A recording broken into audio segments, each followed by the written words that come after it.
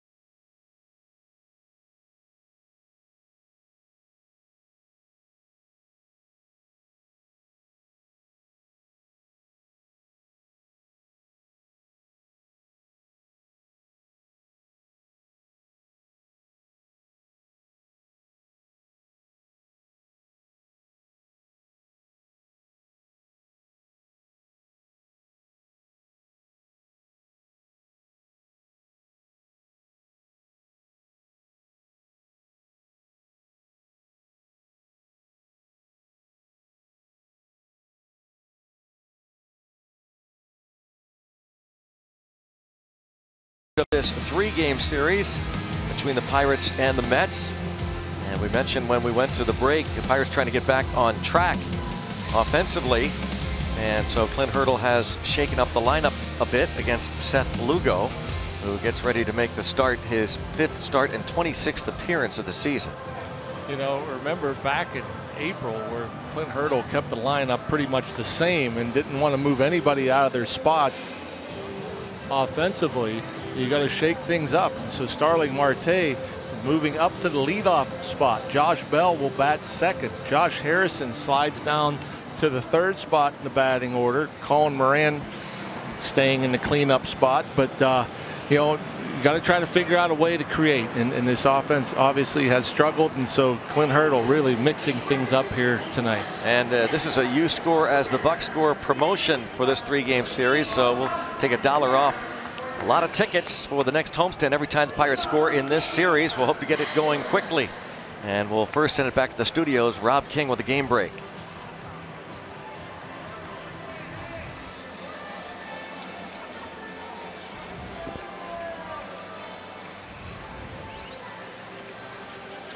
You know, Trout went.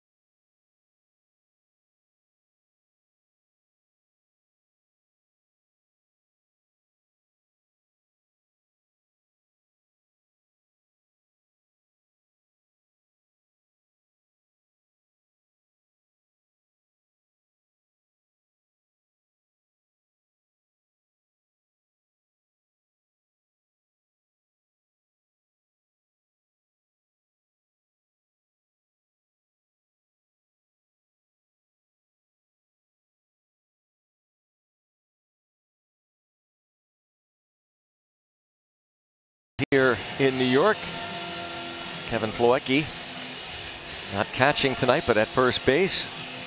Both clubs, as we said, struggling and trying to end losing streaks. Pirate fans on hand, hoping to see the Bucs who'll start to really turn things around and get back to the April and much of May winning ways. We check out the RAV4 starting lineup. As John just mentioned, it is a bit of a shakeup with Marte leading off, Josh Bell to follow, and Josh Harrison batting third for the first time this season.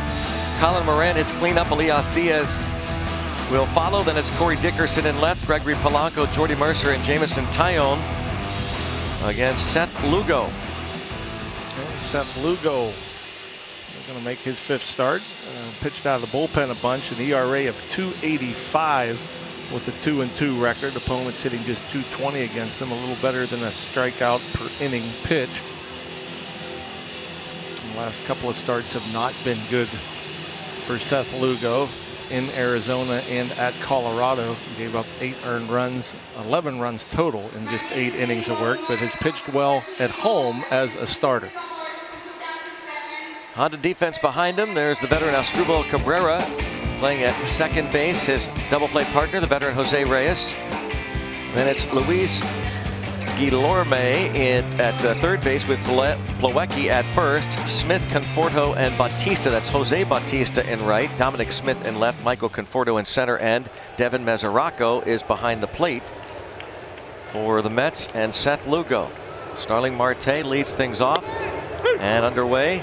Strike is called on Starling Marte. He has hit leadoff in the past, but the first time he leads off this season. In fact, the first time any of the top three lead off, are in this particular order: Marte, Bell, and Harrison. I bet Starling misses batting leadoff. I mean, he did it for most of his early part of his career, at least. And he chops it off the glove of the third baseman.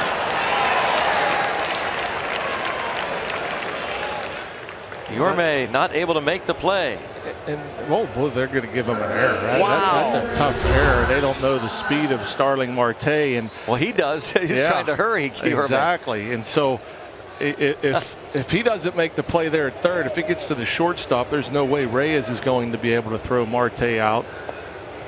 And you'll see how quickly he gets out of the bag or out of the box through the bag. But that's a tough error.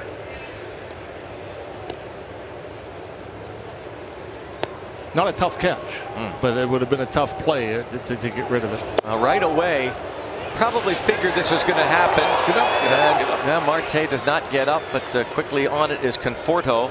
But the reason why Marte leading off, trying to get something going offensively, so he gets on board via the air, and he steals his 15th base of the season. Yeah, if he could pick up the ball, you know, he kind of stayed right there and looking for timeout. If he takes a look out towards center field, he would have easily been on third base with nobody out. And the way the Pirates have been playing of late and trailing, it seems like forever. It seems like it's been a while since they've had a lead. So an opportunity here early against the Mets.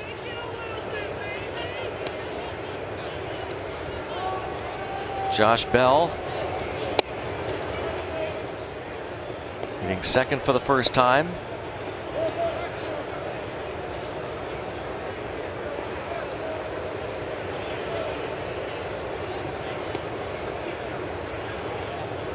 .15 steals for Marte.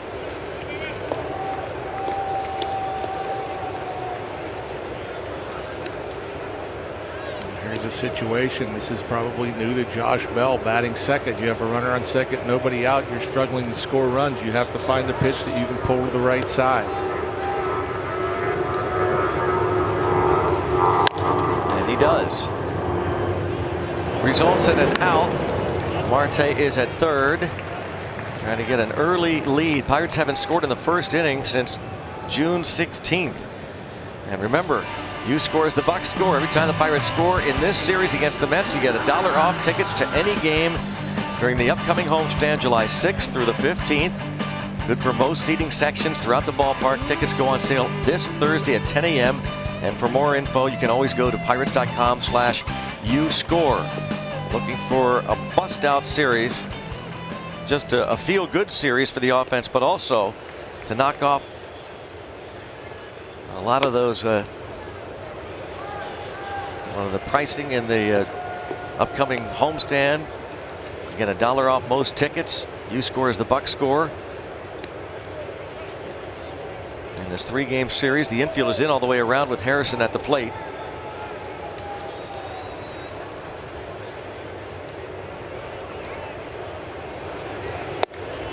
Sounded like might have gotten a piece of him, but no. 1 ball, 1 strike. It was Jay who gave the Pirates a first inning lead back on June the 16th when he scored a ground out by Starling Marte. Harrison led off that game with a base hit at PNC Park against the Reds. Pretty good success rate in these situations for Josh.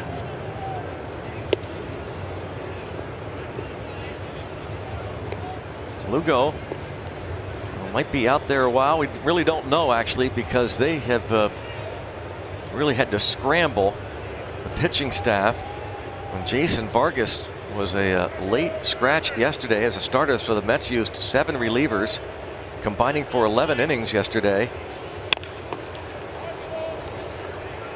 Lugo making his 5th start of the season and 26th appearance. This former 34th round pick back in 2011. Really good career numbers here. 6-2, a 2.05 ERA lifetime in his home ballpark. And time is called. Wouldn't be surprised to see Lugo stay away on Josh Harrison. The 2 swings he's had in this at bat, he's kind of come off the ball, and as a pitcher you want to strike out or you get a ground ball to get the batter out in front. You know, if you're Josh Harrison in this situation, you want to look for something that you can get in the air, get out of the infield, so you want to try to stay inside it, hit it the opposite way. Fastball up, fouled away, stays 3-2. Mickey Callaway in his first year as skipper, boy was he feeling good, as were the Mets and their fans. They were off to a 12-2 start through April the 15th, best in the National League. The Pirates had the 2nd best record at 11-4 on that date. Since then, the Pirates have gone 25-37. That's the worst record in the National League, and the Mets have gone 19-42. And into center field, and Conforto will make the catch, and Marte will indeed score to give the Pirates a 1-0 lead. So this experiment works early. Marte reaches on what was ruled an error, steals second, moves to third on a ground out, and scores on the sac fly by Jay Hay. And talked about it earlier in the pregame about manufacturing runs, and when you're not hitting the ball out of the ballpark or you're not hitting balls for extra bases, you know, you got to manufacture sometime. And you get the base hit, immediately Marte steals second. Josh Bell, a nice job getting him to third. And a good at bat for Jay Hay.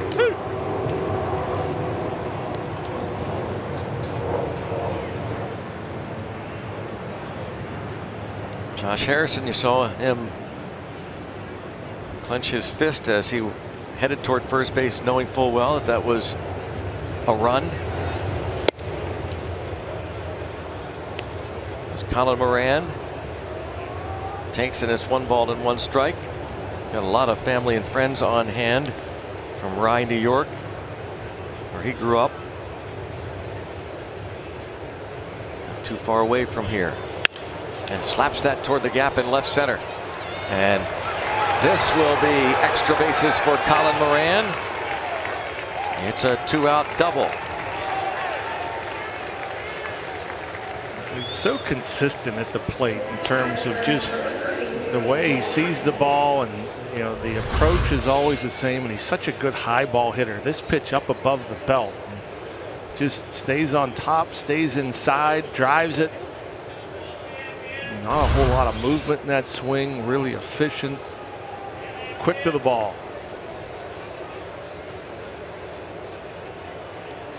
Chance now for Elias Diaz to get a 2nd run home. Pirates catcher.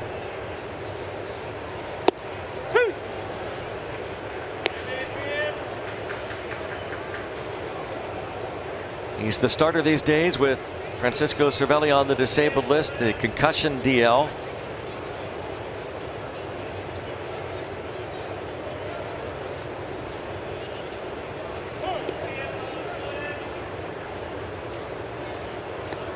Diaz with 15 runs batted in.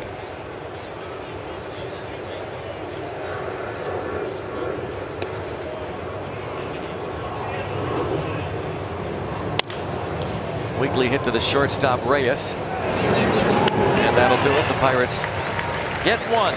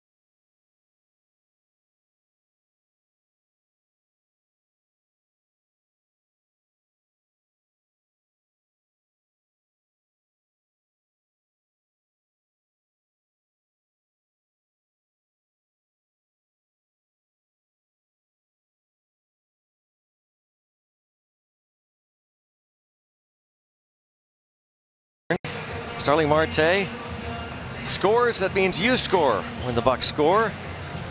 Pirates announced the return of this very popular "You Scores, the Bucks Score" promotion. And for every run the Pirates score during this series here in New York through Wednesday night, you get $1 off the purchase price per ticket and seating sections throughout the ballpark for that upcoming homestand that starts Friday, July 6th. And here is the New York Mets starting lineup, beginning with Michael Conforto. Will be followed by Jose Bautista. Then it's Asdrubal Cabrera, Dominic Smith, and Devin Mesoraco. Jose Reyes will follow and bat in the 6th spot. Kevin Plawecki, Luis Guillermo, and Seth Lugo.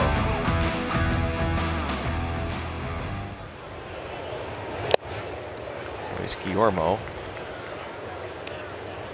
as Michael Conforto swings and misses.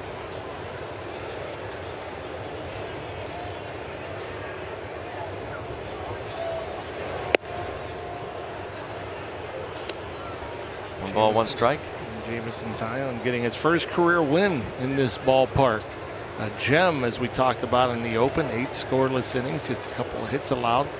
He hasn't faced the Mets since. That was 2016.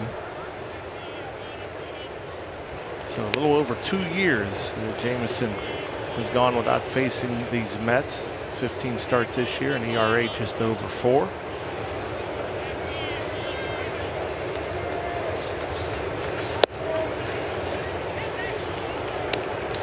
Falls behind him, 3-1.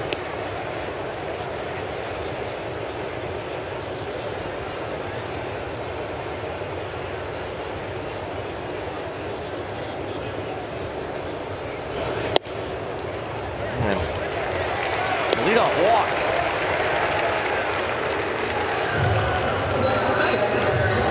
One thing we talked about in the open too was the movement on Taillon's fastball in that win here at Citi Field a couple years ago, and the ball was darting everywhere. And the 2-1 and 3-1 fastballs he threw to Conforto, a lot of movement, a lot of tail running away from the left-handed batter, missing off the plate.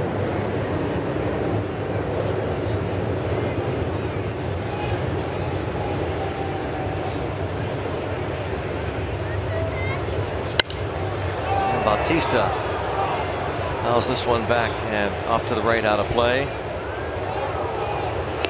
Jose Bautista back in New York. He was here briefly early in his career. He's now 37 years old. Couldn't get a job really in spring training. Eventually was signed by Atlanta to a minor league contract. Braves tried him out at third base for a time. They let him go. The Mets signed him, and showing signs of life as he pops this ball up. Harrison drifting out. Marte will call him off.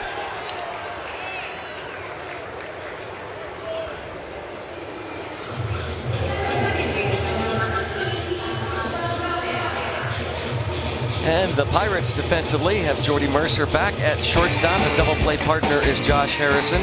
Colin Moran and Josh Bell on the corners. Corey Dickerson, Starling Marte, Gregory Polanco left to right, and Elias Diaz catches. And Polanco, after not starting 2 straight games. So Austin Meadows not playing today.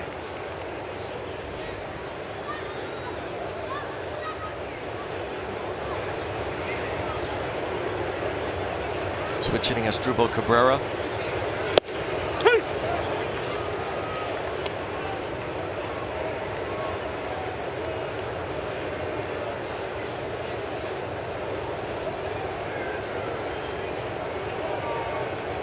You look at the top 3 in this lineup: Conforto, Bautista, Cabrera, guys that have been around and has had some success. All 3 dangerous, got some power. And tried to bunt for a hit, and that got Brian Onora, the home plate umpire. And what I find interesting about that, and we talk about it a lot, when you have that shift on, they're giving you a base hit, go ahead and take that base hit. But when you look at the Mets lineup today, and you look at a guy like Cabrera, who hits a bunch, 13 homers, a bunch of extra base hits, he can drive you in from first. You're kind of in scoring position with him up there because he's hit so many extra base hits. And the reason I think it's curious to drop down a bunt after him, You look at the lineup, 4 through 9. They total 34 RBIs between them, those 6 batters. That really doesn't make a lot of sense then.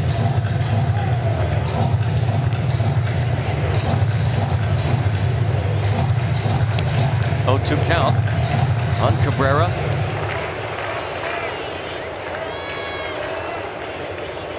Mickey Callaway's club at 31-44, and they've lost not only 6 in a row, but 13 of their last 14 here in their home ballpark. And it's astounding, as bad as the Pirates have been offensively the last, couple weeks. Snap throw by Diaz, close play. Like that throw might have beaten Conforto. And as Bell tried to apply a quick tag. It looked like the ball beat Conforto back. And the blind tag attempt from Bell, just a touch late.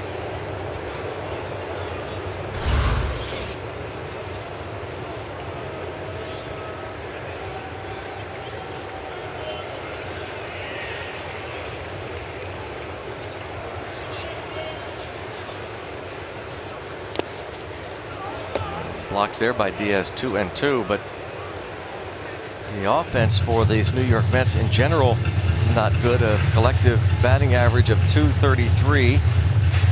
Only the Diamondbacks have a lower team batting average. Of course, we saw what the Diamondbacks could do to the Pirates, sweeping that series. And David Wright would like to help out, but he has been out for quite some time, and I don't know if he will ever return. But lowest team batting average at home since 1920 was the 1967 White Sox.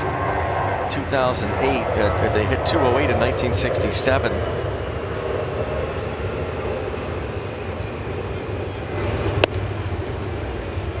The 1968 Yankees hit .210 at home. The 67 Yankees hit .215. Well, the Mets this year hitting .216 here in Flushing. Todd Frazier also not in the lineup today, the veteran.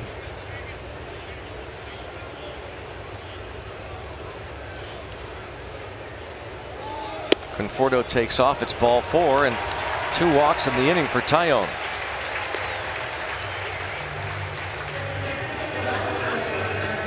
And it will bring up Dominic Smith.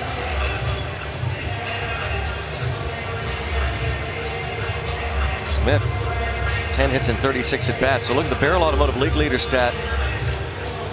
Where the Mets are, it's historic here at Citi Field.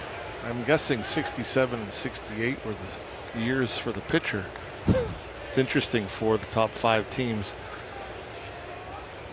67 or 68.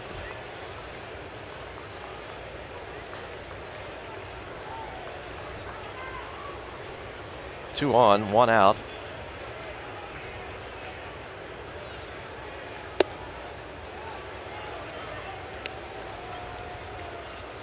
And so Dominic Smith with a hit could tie the game.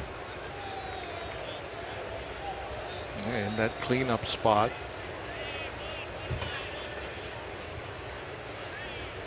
Came up June the 12th from AAA Las Vegas. Was hitting .260 there with 2 homers and 25 RBIs.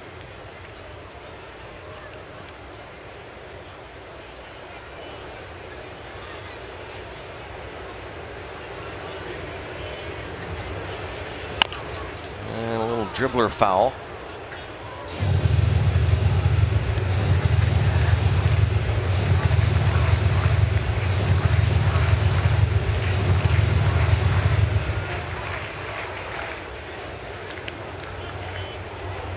Tyone walking 2 here in the first, including the leadoff man Michael Conforto, before Bautista flied to center. Asdrubal Cabrera just drew a walk, and here's Dominic Smith, who has punched out 12 times in 36 at bats.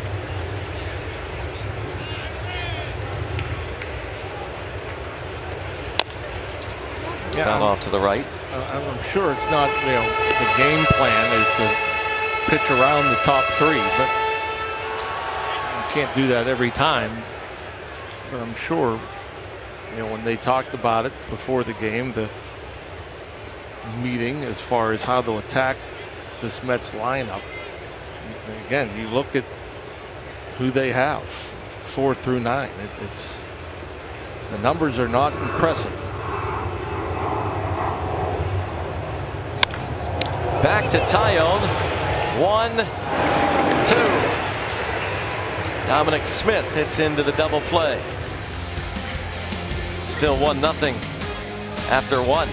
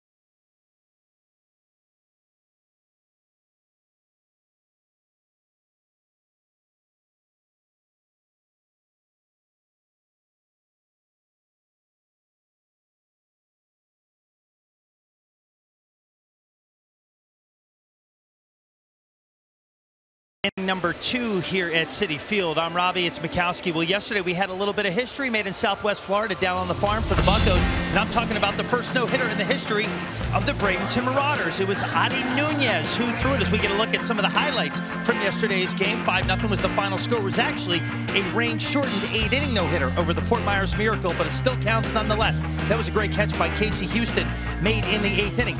Nunez threw 98 pitches in the game, and the craziest thing is this, Greg and Rock, check this out. Fort Myers rung up a total of 52 hits in the first 3 games of the series, and were no hit in the final game. So maybe it's fitting that the first no-hitter in franchise history ends without a celebration. It all happened in the clubhouse, and there was no final out per se recorded on the field, but pretty cool stuff nonetheless from AT NYN, who was signed by the Pirates in 2015 out of the Dominican Republic. Really good day at Lecom Park yesterday, guys. 21 years old, Robbie. I think you told me what the pitch count was. It was approaching 100. 6'8" is AT NYN. The reason I asked that is I wonder, would he have gone out even for the 9th? Because the pitch count, you know what it is like in the major leagues. Well, they're even more stringent with it in the minor leagues, trying to protect the players throughout the system. What they believe is a very important century mark throughout baseball.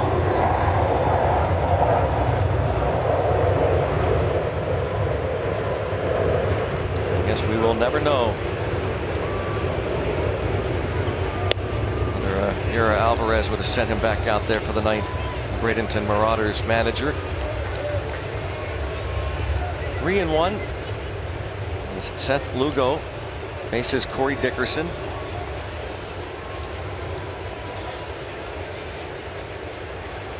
Lugo, we mentioned, a 34th round pick in 2011 by the Mets from Shreveport, Louisiana, and it's 3-2 as Dickerson tries to figure out his offensive woes. Yeah, a little tailing fastball, swings under it. That's Corey.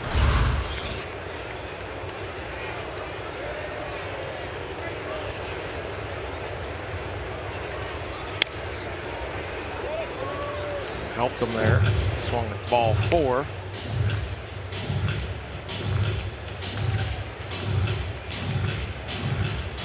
Austin Meadows not playing, or at least not starting in this one. Went 1 for 4 in yesterday's loss at PNC Park. At the 4-man outfield rotation. And line to left. With the catch made by Dominic Smith. And you watch Corey Dickerson, who hasn't hit a home run in well over a month. 1 RBI in this month of June, but seems to still be pretty content on just using the whole field. And you wonder, for a guy that's got legit raw power, if he's going to start trying to turn on more balls, maybe try to hit the ball at the ballpark. I mean, the approach obviously has worked for him for the first 2+ months of the season. The struggles recently, I don't know if that's exactly what you want to try to solve your problems with. It's interesting, John, because you know, you look where the Pirates are. I think only one team in baseball has struck out less than the Pirates, and you know, all this current mode of the big swings, all the strikeouts, a lot of home runs, a lot of teams are employing and really not caring about whether they strike out or not. So this is a little old school, trying to put the ball in play, but it's not resulting in even a lot of hits. Certainly not extra base hits. Yeah, and that, I mean, and that is key. I mean, in this day and age, I mean, you look at it. Yesterday, for instance, a 3-0 loss for the Pirates, 2 home runs, the difference. And so, if you're not bunching hits as a lineup, you know, the power has to be there to put runs on the board. And so the Pirates really not getting either of late. Got it plenty early on, first month of the season especially. Yeah, they had the hits and the power. The slugging was up. But now, you know, once in a while hits here and there, but they're not stringing them together, and they're certainly not hitting the ball out of the ballpark.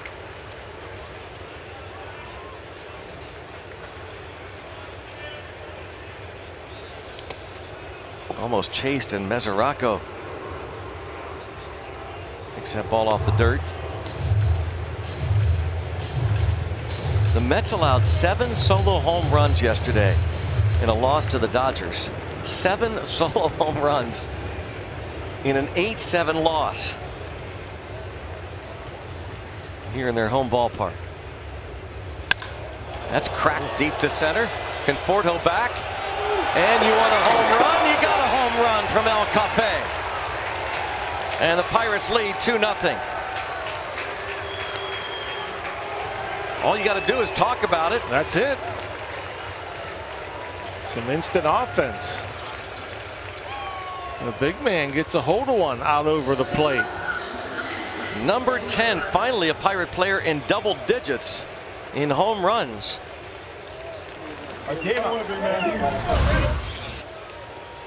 There you'll see it, a fastball, a little bit up, but out over the plate where Gregory likes it. And get that barrel out front, the extension. And that's a long way out there. Just his second home run since May 15th. It's his first since June 17th, when he hit his 9th of the year at PNC Park against the Reds. Line drive home run for Polanco, and it's 2-0.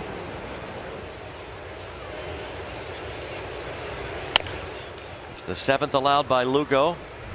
55 innings. Just cleared that wall. You know, as you were talking about the 7 solo homers in yesterday's game here at Citi Field, I was looking at some numbers. I don't think any of them went that far. They were all like wall scrapers.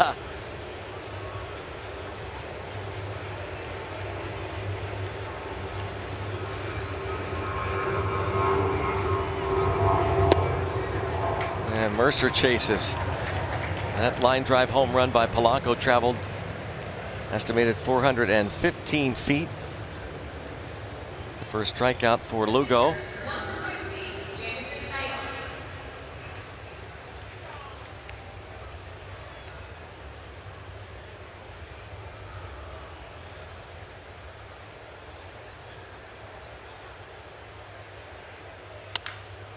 Tyone rips one to third for the final out.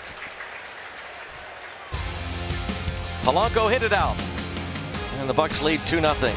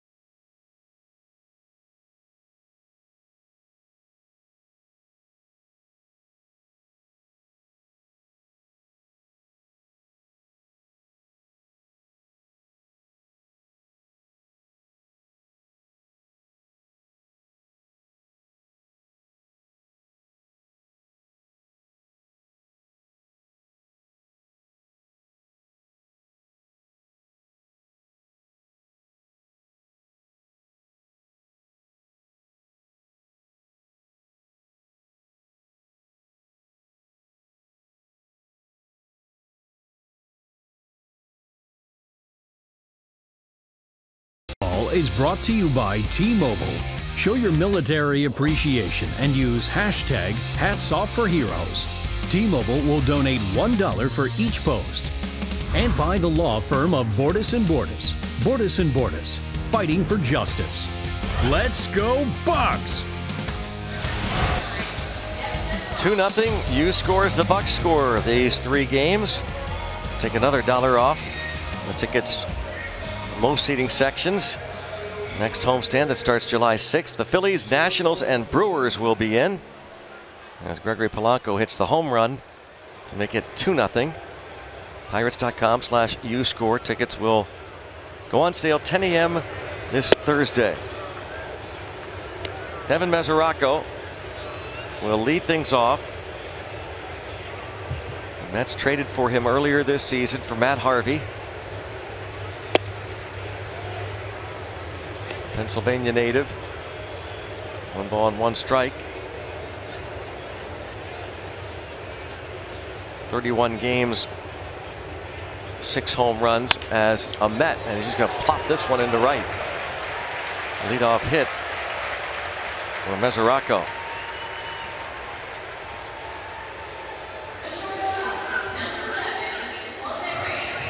Good little approach inside the ball. Jammed a bit. Gets it to drop. Tyone walked a couple in the first, then got Dominic Smith to hit into an inning-ending double play. Told you at the outset that he's pitched 2 games here, his first 2 in the big leagues, and pitched well. 2 games against the Mets, 1 here, and one of the best performances of his career. Made his major league debut at PNC Park June the 8th, 2016, and a no decision. Reyes bunts it foul. He's hitting only 170. 16 for 94. 156 from this side of the plate. It is remarkable to see how many major league players have such low batting averages. And you see 1 year ago, 192. Did he go? Yes. Yes. Now at the age of 35, Reyes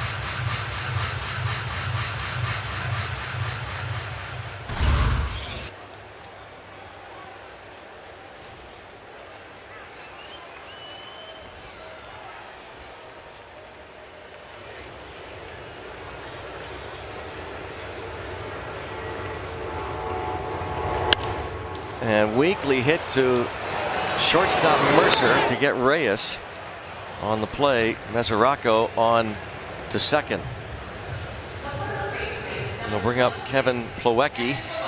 Time for our Lowe's whole team together. The Pirates pitcher is doing a good job of pitching to contact. A high percentage of their pitches are put in play. You see Ivan Nova third in the league. Jameson Taillon is 15th on that list, 18.2%. Chad Kuhl in the top 20.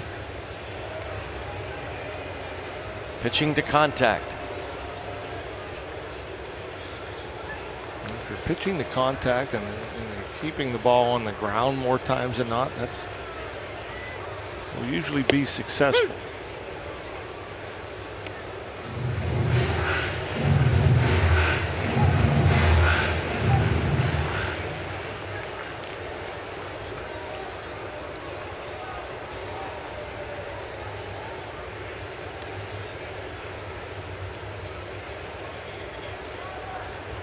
Mesoraco at second base with one out.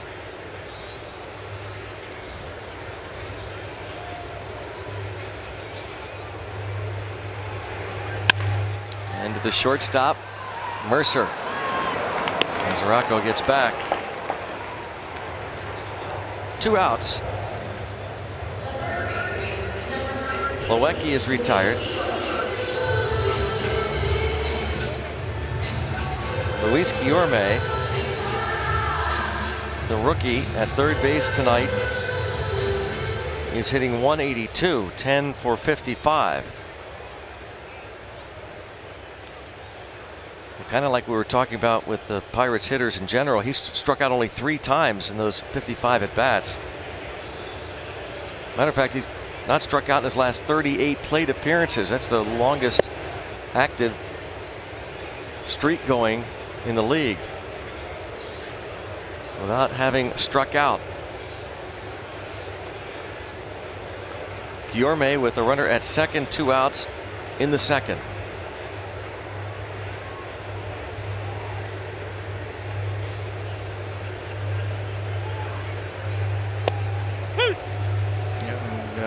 I know a lot of people will say, you know, the batting average of balls in play must not be very high if he's not striking out and hitting just 182. So does that mean that he should start hitting? I don't know. I mean, that certain people think that, you know, you read about it. Well, you know, it has to adjust because the league average on balls in play or this and that, so he's hitting into bad luck. Not necessarily. If you're a contact guy and you're not making hard contact, I mean, I guess a better indicator would be exit velocity. You know, just because you're putting it in play doesn't mean you're guaranteed hits. You'd think that with an average that low, a better indicator then would be, or maybe combined with batting average of balls in play, a better indicator would be to add then what the exit velocity would be. Sure. Yeah. I don't think because if he's making hard contact, then maybe he is hitting into bad luck. Yeah. I don't think there's any guarantee that just because you're putting it in play that you should average, you know, what the major league average is. 2-2.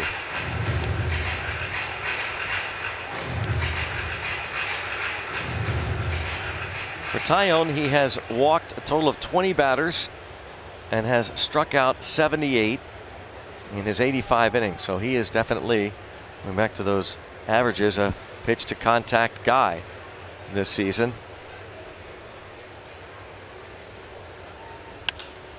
And it is popped up shallow left, and a nice sliding catch made by Corey Dickerson. Stayed with it, went into that slide and made the catch to keep the Mets off the board as he kept it off the grass.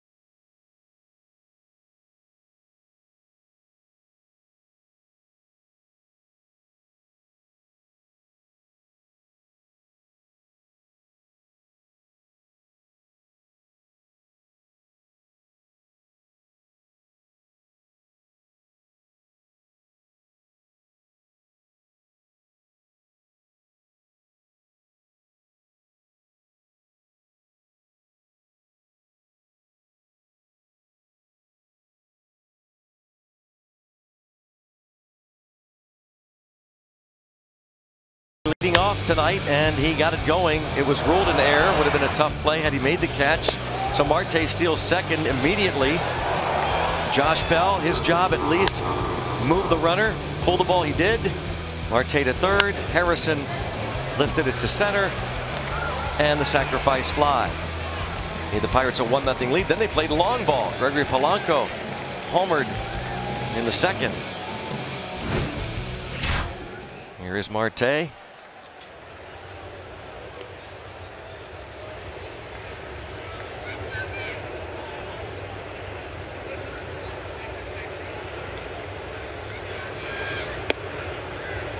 And takes a ball from Seth Lugo. And Lugo, that's a big pitch for him, that curveball. He just hasn't been able to locate it early on, missing a lot up and into righties, away to lefties. It's a pitch he relies on just to flip in there for a strike.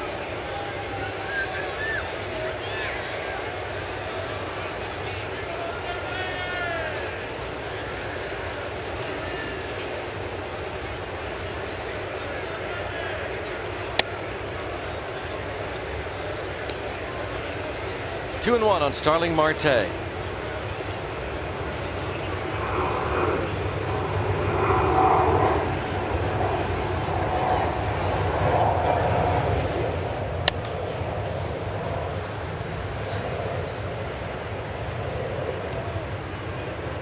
Marte has hit 9 home runs this season, and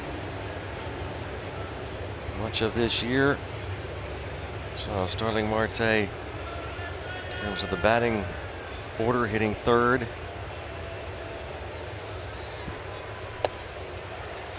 And he goes down against Lugo. Second strikeout. Brings up Josh Bell. Pirates offer a bunch of ways for you to save heading to games. PNC Park. How about the PNC Bank Pirates card? You buy one, you get one outfield box ticket for Thursday games. Pirates.com/Pirates card. Some upcoming Thursday games in July include the New York Mets July 26th and the Brewers on July the 12th. The PNC Bank Pirates card. Buy one, get one. Outfield box tickets for Thursday games.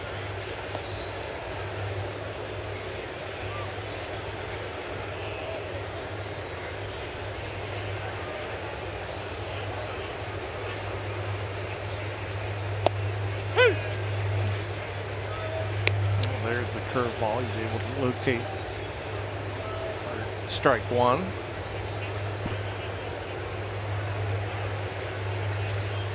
First time the Pirates have seen Seth Lugo.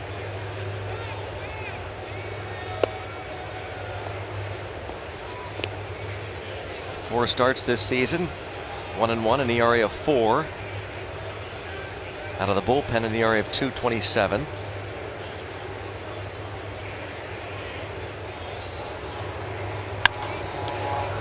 And that's lifted toward left. Dominic Smith is over and in.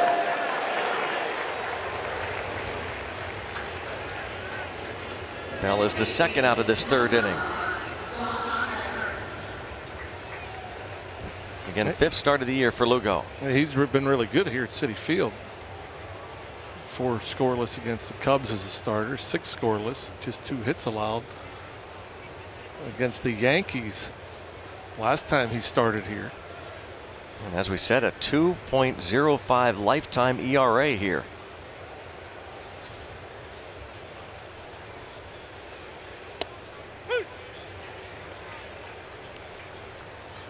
Polanco hit the home run, a solo shot.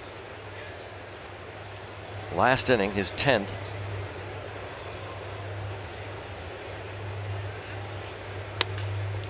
And a roller. Guillerme throws it away.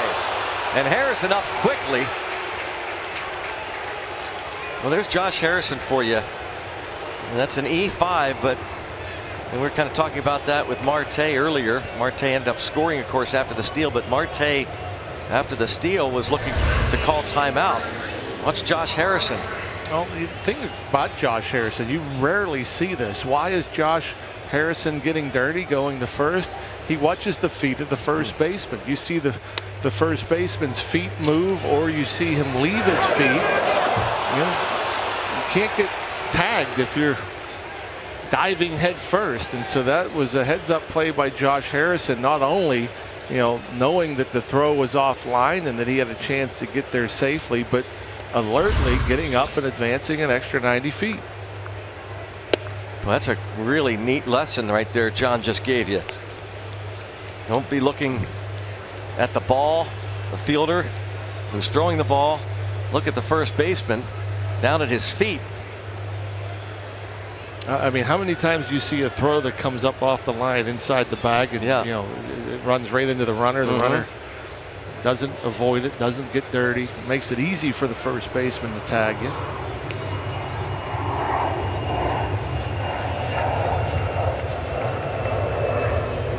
Sun perhaps having a little bit of an impact on occasion as it sets. As Colin Moran, who doubled into the left center field gap in the first. 2 errors for the Mets rookie third baseman.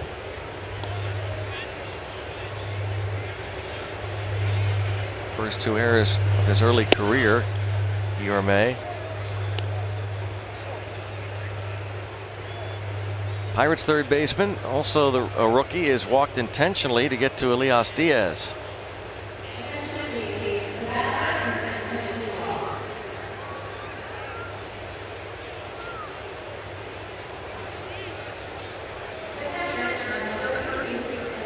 Well, Mickey Callaway, the rookie skipper, 43 years old. He was a pitching coach for the Indians. Terry Francona.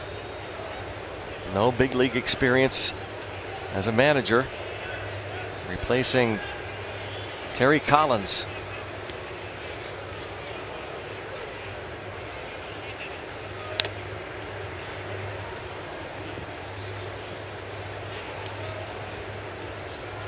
Diaz bounced out to Reyes in the first inning. Diaz, like Tyone, his first here in Citi Field. Tyone's first win, Diaz his first big league homer.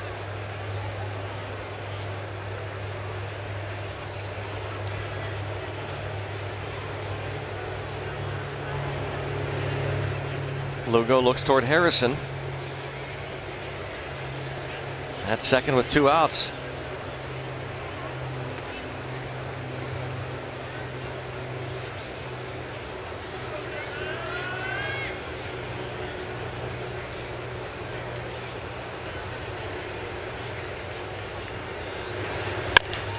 Toward left and through, and Jay Hay will come home as the throw comes to the plate. No chance, and the Pirates take a 3-0 lead. Elias Diaz singles home Jay Hay. Well, that's big. They're going to give you 4 outs in an inning. You should take advantage, and because of the error by the third baseman allowing Harrison to reach, which would have been a very quick and easy inning for Lugo, Diaz makes the Mets pay for the miscue.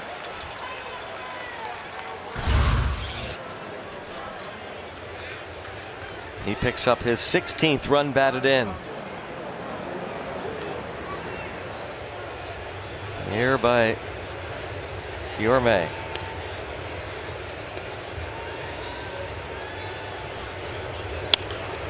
And now Dickerson.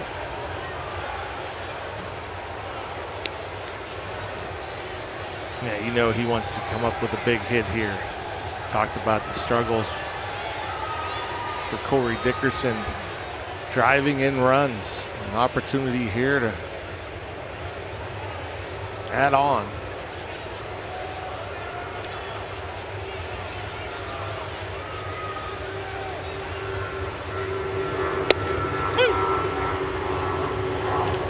Didn't think so, shaking his head. No way. That's a lot of movement, and you know, he starts that 2-seam fastball purposefully off the plate in to get that late tail, and he just barely catches the corner. But as a hitter, that looks way inside out of the hand. You give up on it.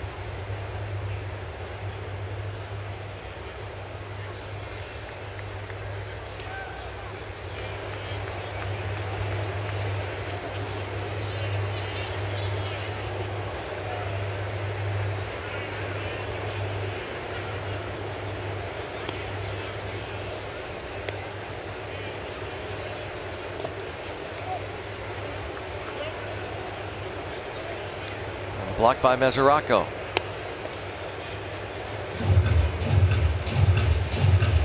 Lugo starts this season, last time out against the Colorado Rockies 5 days ago at Coors Field. A no decision, 3 innings, shortest start of the season. Gave up 6 runs, 3 earned, 6 hits, struck out 5.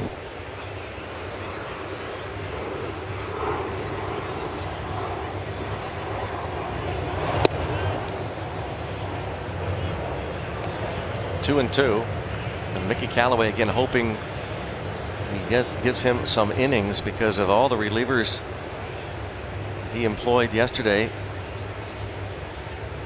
with the scratch, the late scratch, Jason Vargas.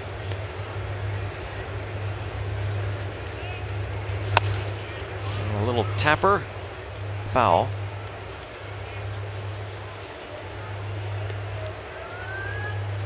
Thought for a moment there that Mesoraco got hurt, but I think he was just anticipating that curveball in the dirt and just preparing to block that pitch as he went down, and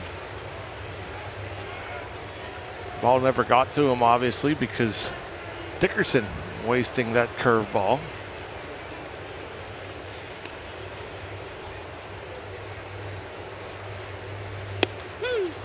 And he struck him out looking, and Dickerson vehemently disagrees with Brian Onora. Pirates pick up an unearned run and lead it 3-0.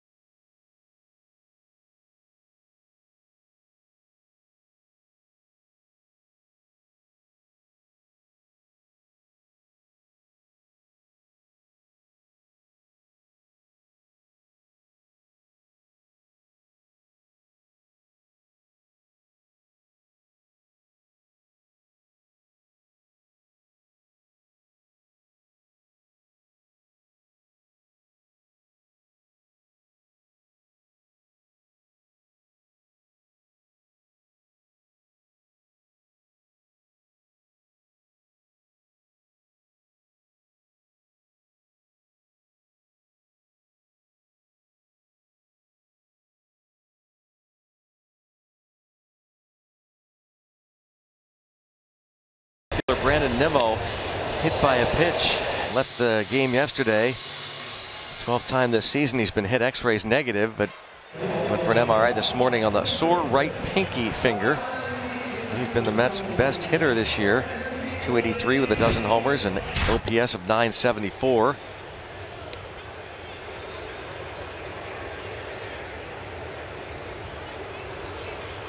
Here's Brandon Nimmo, always smiling, even though he's not able to play. Seth Lugo 1 for 10 at the plate.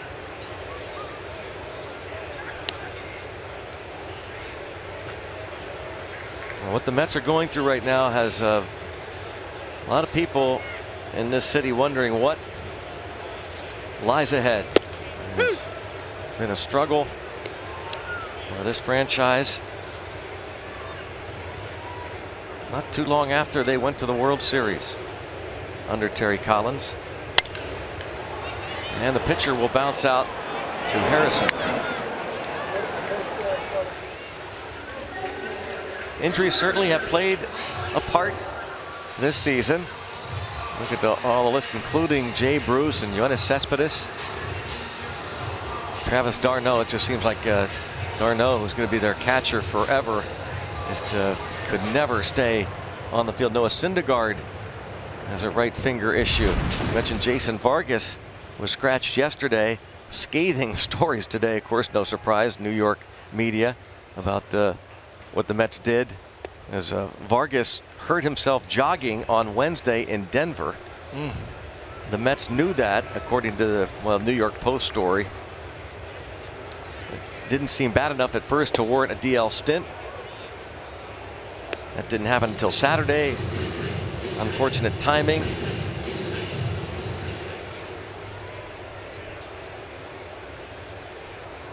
Instead of calling somebody up from their AA club, which they did today, a reliever, instead they opted for Jerry Blevins, the lone lefty, the veteran in the bullpen. Made his first career start at the age of 34 after 532 major league appearances. Wow. And of course, he went out and quickly gave up a couple of runs after 2 hitters.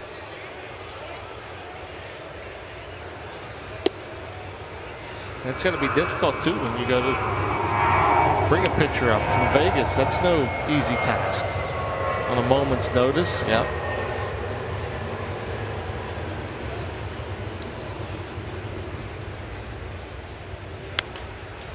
Conforto, who walked in the first, fouls that one away, 3-2.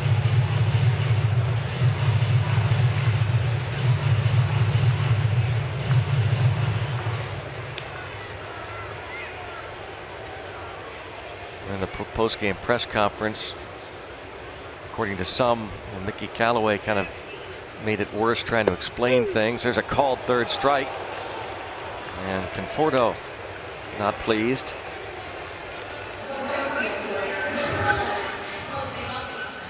Well, the pitch to end the top of the third, Corey Dickerson had an argument because it was just off the plate, but no argument here from Conforto. As that pitch right at the knees. Good job of holding it there by Diaz. And now Bautista takes the breaking pitch for ball 1. First strikeout for Taillon. Bautista drew a walk yesterday in the 10th inning against the Dodgers. They had come back. Kevin Plawecki had a big home run, but the story in the Post by Mike Vaccaro talked about the post-game press conference, Mickey Callaway, because after that leadoff walk, as the story goes, the next batter, Dominic Smith, came to the plate and they overshifted on him, which begged for a bunt to be laid down. But Callaway said after the game, Dominic Smith has never bunted before. I've always made that. I mean, I've said it forever. I think I don't care who you are. At some point in time, part of the development as a minor league player should be to lay down bunts. Doesn't matter if you're a third hitter or fourth hitter or power hitter or whatever. You get to the big leagues, you might be hitting 7th or 8th, and you might be in a playoff game where they might need you to sacrifice. Well, you better have done it before. But I get what Callaway's saying is like, well, first time ever bunting. Well, that's more an indictment on the player development, but that that might be rampant throughout baseball because what we talked about earlier. Sure. That the hit and run, the stolen base, the bunt, the old school type baseball, and if you're not being able to bang out home runs, don't you have to play that small ball game? Absolutely. And so shouldn't you have that kind of in your back pocket as a system? And I know with the new sabermetrics, they say, well, the bunt isn't a favorable play to give up that out, especially to sacrifice a runner from first to second. It doesn't work out as often as people think, and so. But I go to the argument whether it's a guy throughout minor league baseball. I mean, you never know when your team might get to a postseason. And you might call on a player that was a cleanup batter and a power hitter in A-ball or Double-A. I'm sorry. I think everybody should know how to do it and should have been called upon to do it at some point in time throughout their development in the minor leagues. I still say too, John, that you bunt the guy to second base. Analytics numbers can't possibly tell you what maybe stress level that puts on the pitcher. Maybe not that inning, but maybe some extra high level pitches with that runner at second base. Maybe he changes things. Maybe he messes up, even though he doesn't give up a run. And so the numbers show, well, it didn't work. Well, you don't know that. It's like the stress of a base runner getting on first base. Those speedy runners that don't have high on base percentages, but when they do get on base, the havoc they create. It's just not that cut and dry. It is. As much as some want to make it to be that way.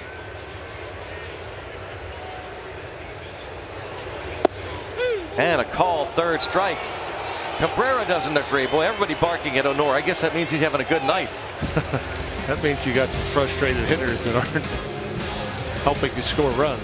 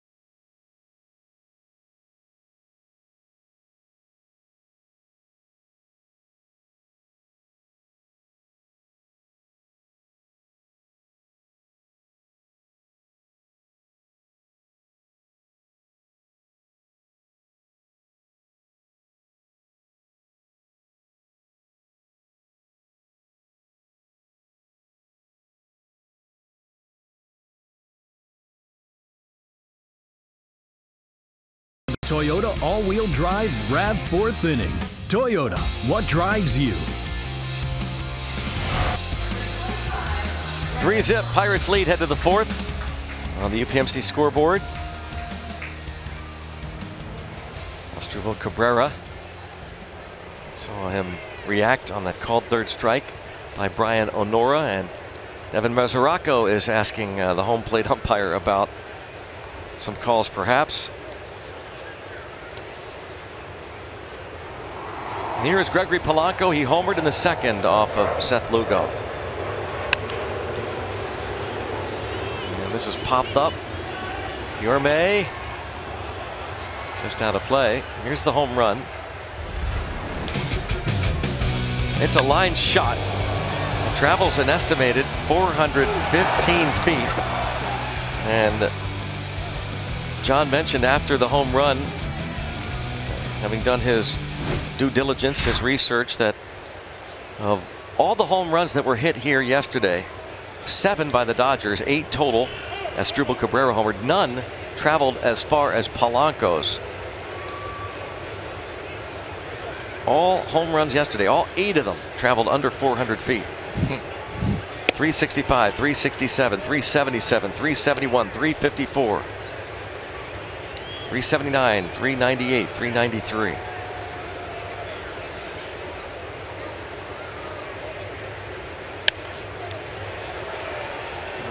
Gets in there with that fastball, ties up Gregory. That's where Lugo tried to go. The ball ran out over. Gregory made him pay. Backing off a bit. It's been talked about a lot as he tries to figure something out.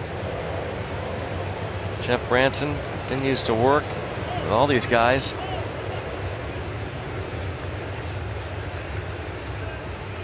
Time called there.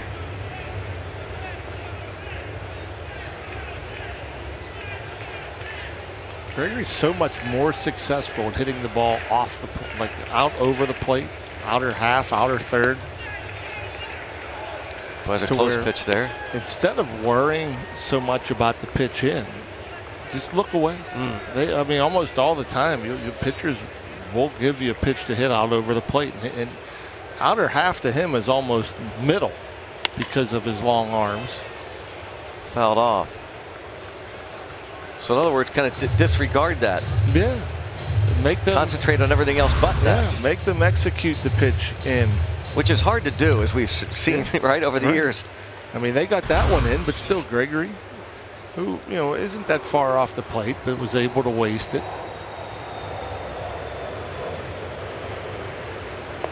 Because what ends up happening is if you're worried about the pitch in, and that's the pitch that gives you the most trouble, and you're protecting. That's all you're thinking about? And all you're thinking about is protecting and trying to get to the inside pitch. Well, then they might throw that pitch out over that you're successful hitting, and then you're not in a position to hit it because you're worried about the pitch inside. So just kind of disregard that. Go kind of the opposite approach. Flip-flop the eyes. Instead of, don't worry about the pitch on the inner third. You know, at least up to 2 strikes. I mean, look for it out over where you like it. Here's Jordy Mercer. You were showing us before the game in our production meeting the numbers on Mercer and how successful he has been with pitches away. Yeah, on the outer third of the plate. Above average on pitches on the outside third. I mean, I just in watching Jordy all these years hit, I always felt that he was really good at hitting the fastball and, you know, getting to the ball in. I always considered him more of a, you know, maybe a high ball hitter than a low ball hitter. And this year, it's not the case. The ball down in the zone and the ball in the outer third is where he's above average. It's interesting.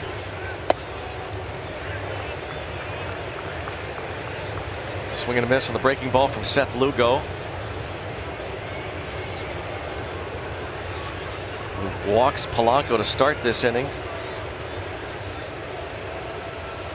That's his first walk.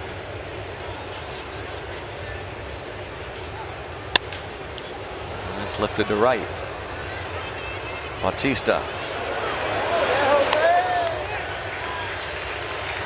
Let's go back to Rob King and the studios for a game break.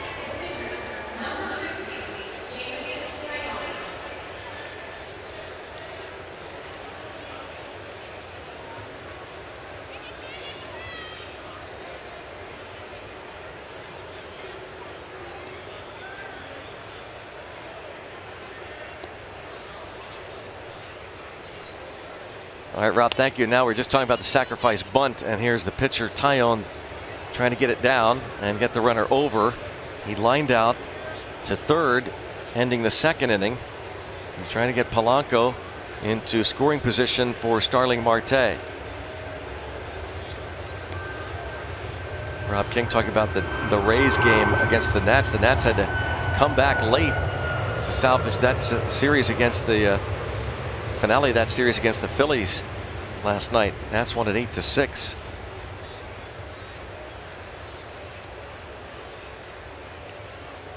Cardinals host Cleveland. Cubs are at the Dodgers. Atlanta hosting the red hot Reds. Ball bunted, but right back to Lugo. Oh, Taillon cannot execute and get down the sacrifice bunt.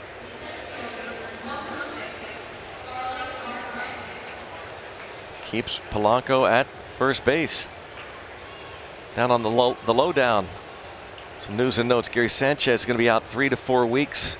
The Yankees catcher Chris Bryant misses a 3rd straight game of that left shoulder injury. And they think that Michael Wacha, going to be out until the All-Star break with that oblique injury, the Cardinals starter.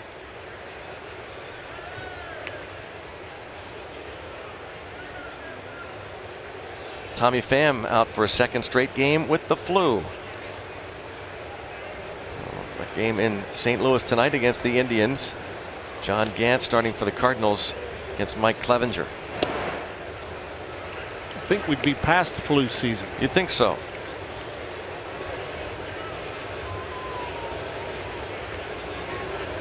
Well, maybe it was the Pfister flu. They were coming from Milwaukee.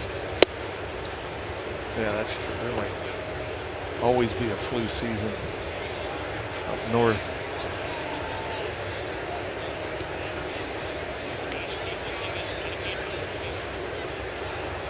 Somebody see ghosts again at the Pfister recently? Did you hear that? Oh, really? That had been an issue for a while, but it had been quieted down. The ghosts really weren't appearing, but apparently some Cardinals, including Carlos Martinez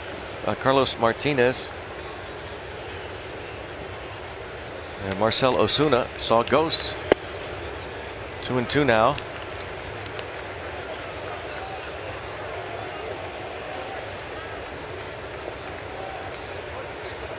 Wonder if they were on the newer side or the older I wonder. side. That's a good question.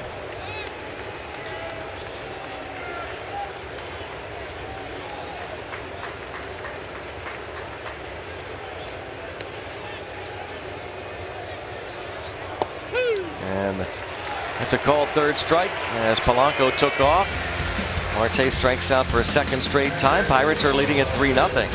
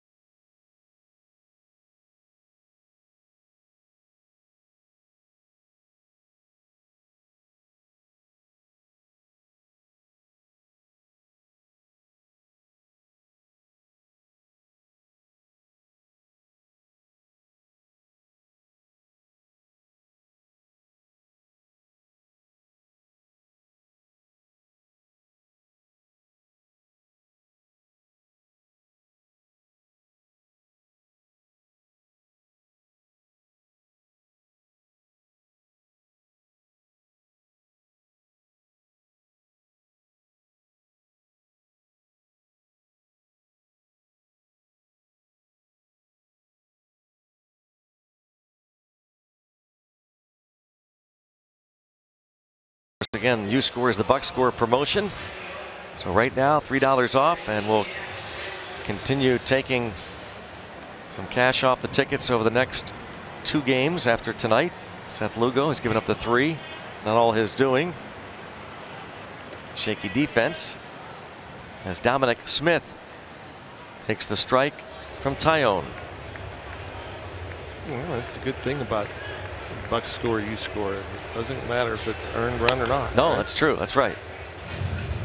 The runs do not have to be earned.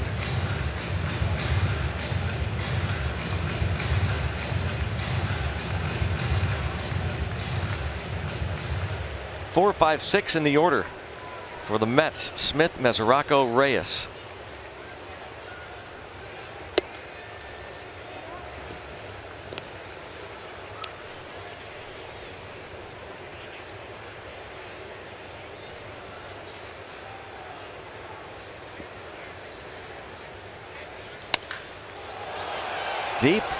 but playable.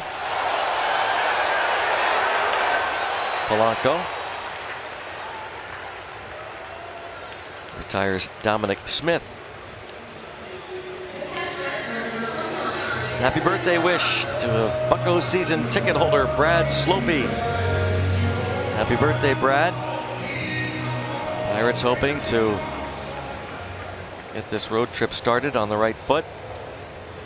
The three here in New York, playing the Mets for the first time this season. Then it's on to San Diego and LA. And a liner caught by Mercer. What's great about that is after the fly out by Smith, and Jordy Mercer, after Taillon got the ball back, was like almost sprinting, jogging over to that spot. And he got there just before Taillon got the sign. But he had a long way to go, did Jordy Mercer, to get to that spot. And that spot was exactly where he needed to be.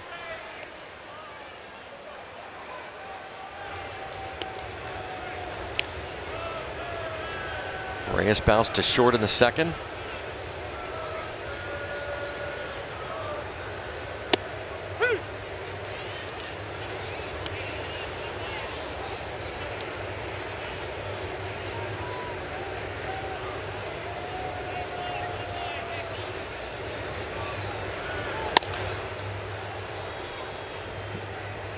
One ball, two strikes. Heard David Cohn, who does Yankee games, the former pitcher, Mets and Yankees, Royals, that in this day and age, the older guys should throw the fastballs against younger guys the breaking ball. This breaking ball strikes out the older guy. 1, 2, 3.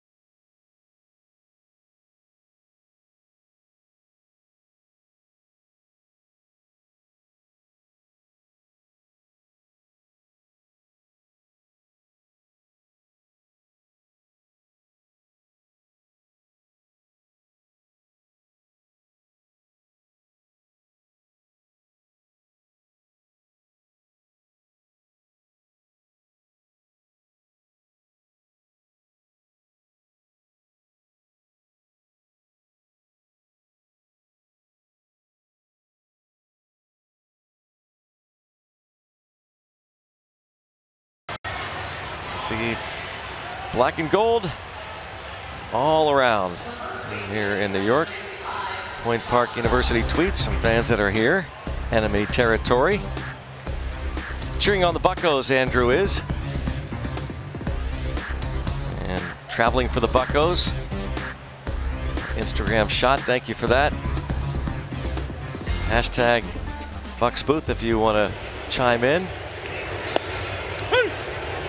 Josh Bell leads off the fifth against Lugo.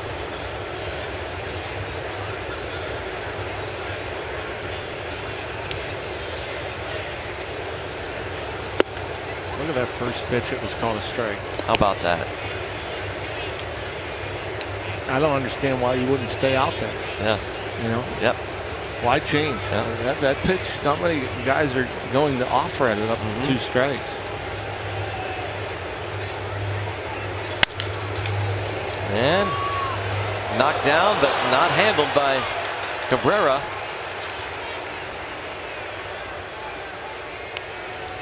And a tough little hop at the end of that is going to cost Cabrera an error as that comes up, gets him in the heel of the glove, it looked like.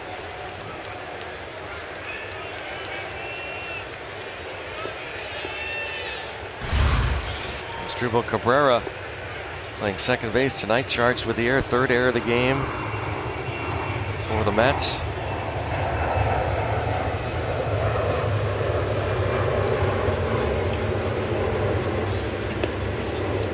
First two errors led to runs.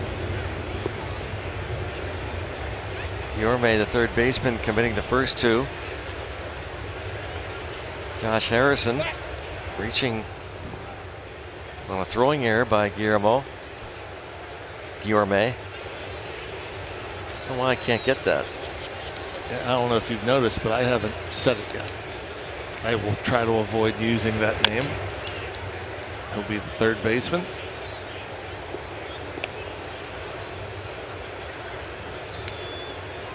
There's the third baseman. Luis Guillorme.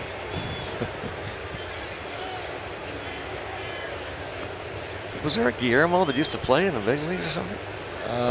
Guillermo Mota? Who was it? Yeah, I believe that's it. Yeah, Guillermo's a fairly popular first name. A little tapper towards second. Look at Josh Bell. See Josh Bell dance around that.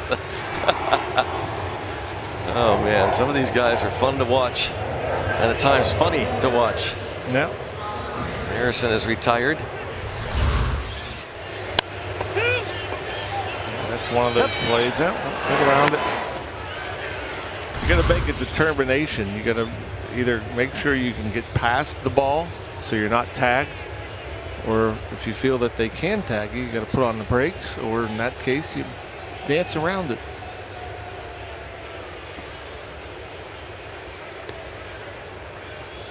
Well, Josh Bell danced around it, and he's at second for Colin Moran, who's doubled and walked intentionally.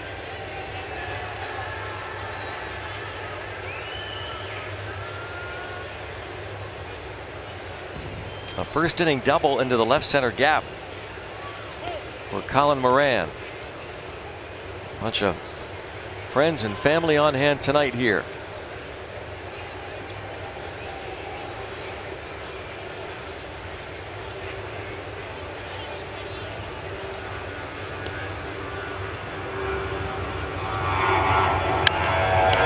Bounce back, and now Bell caught between second and third. And he is tagged out. Base running mistake.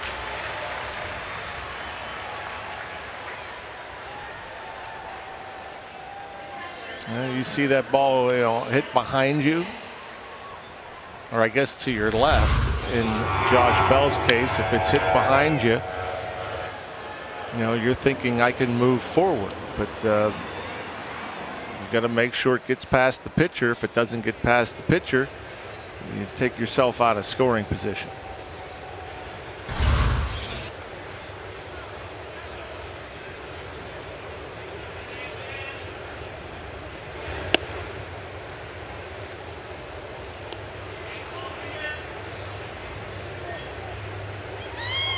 Elias Diaz, RBI single in the third.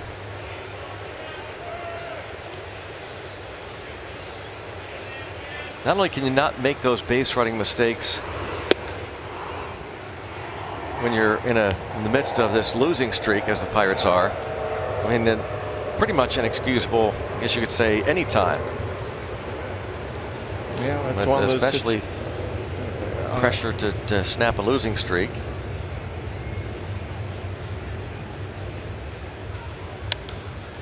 Foul back.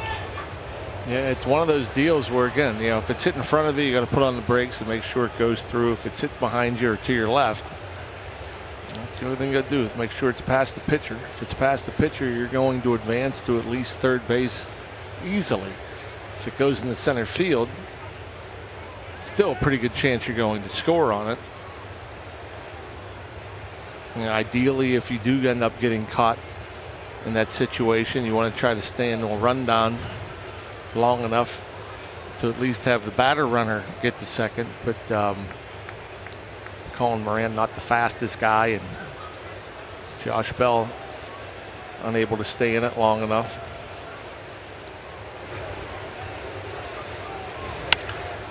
And a pop up towards shallow center. Going to drop in. Put runners at first and third.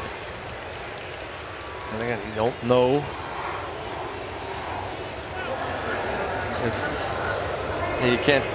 Yeah, you don't know if the runner's at second, you're going to get the same pitch, Yeah. you're going to get the same result. I mean, it's easy to sit there and say, well, if you weren't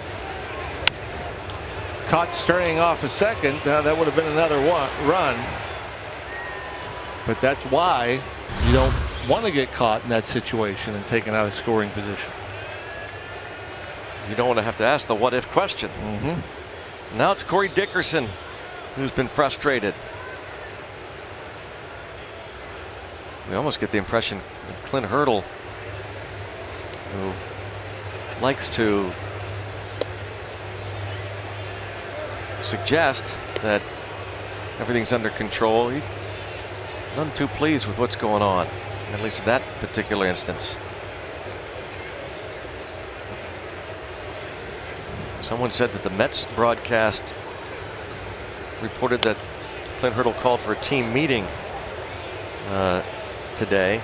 I don't know what that means, that aside from the normal series meeting that takes place. There they are, left to right, Keith Hernandez, Ron Darling, and Gary Cohen.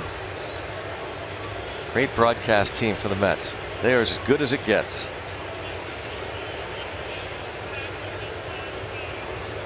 Ball to strike on Dickerson.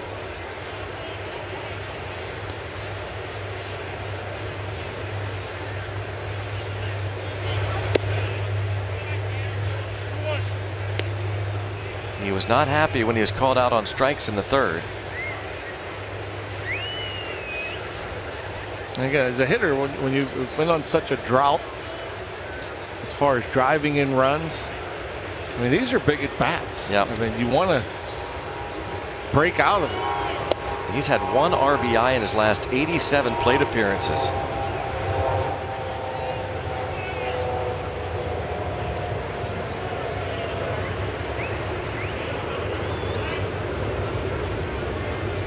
Cool skies.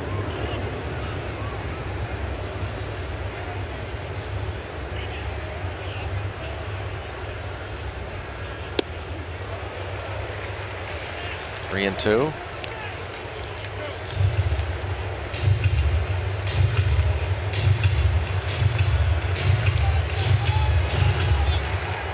Colin Moran reached on the fielder's choice, moved to third on the base hit by Elias Diaz.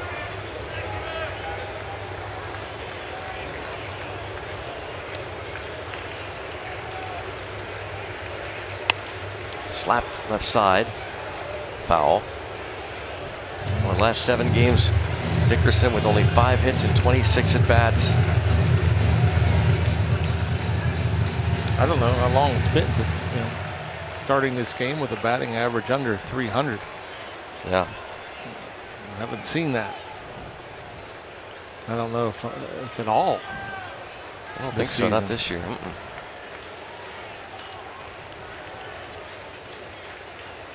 Keeping it away.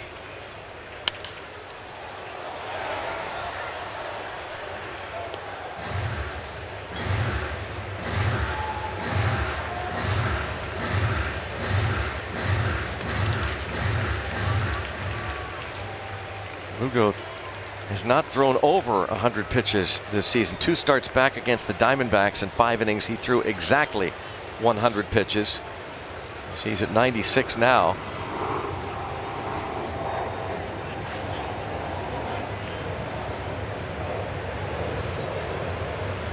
He and Mesoraco confer.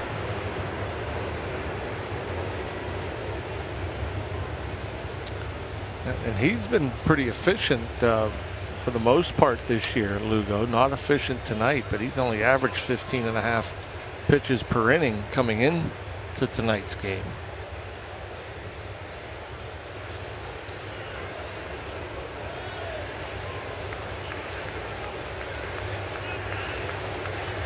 First and third, still 3-2 count, and another foul. And this gets apparently Brian Honora. Or Mesoraco. Oh, maybe Mesoraco.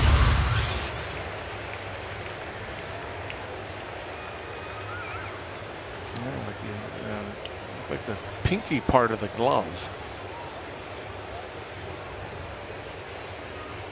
That's quite a reaction.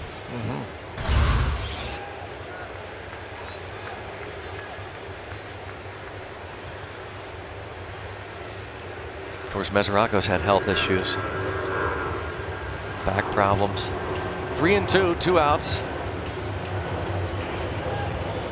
And Dickerson draws the walk, spoiling a bunch of pitches. That loads them up for Polanco. Nobody up in the bullpen. And it looked like Corey was a little disappointed with the walk. Yeah. He doesn't want the walk. Yeah. He doesn't walk a whole bunch. That was just his 12th walk on the year. But he wanted that RBI.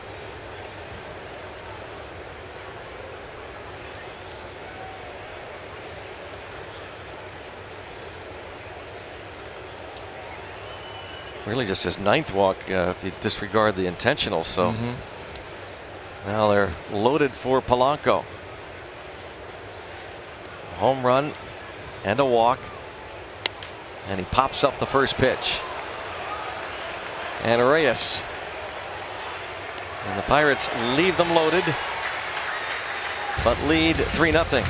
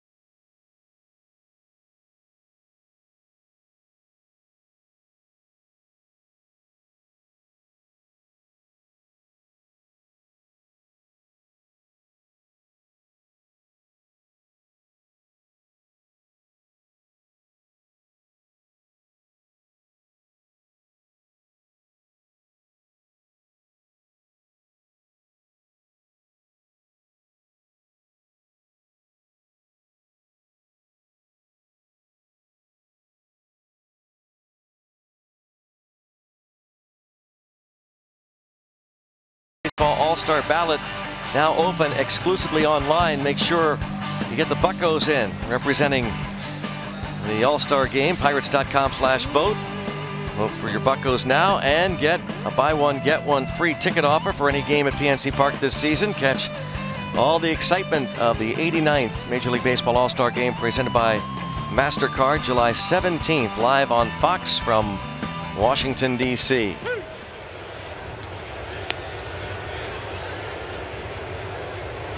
Kevin Plawecki.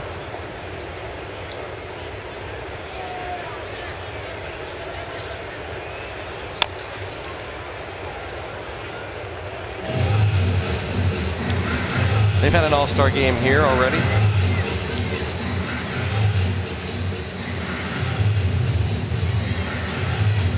It's a nice ballpark. Yeah. Certainly nicer than their previous location. Oh, no doubt.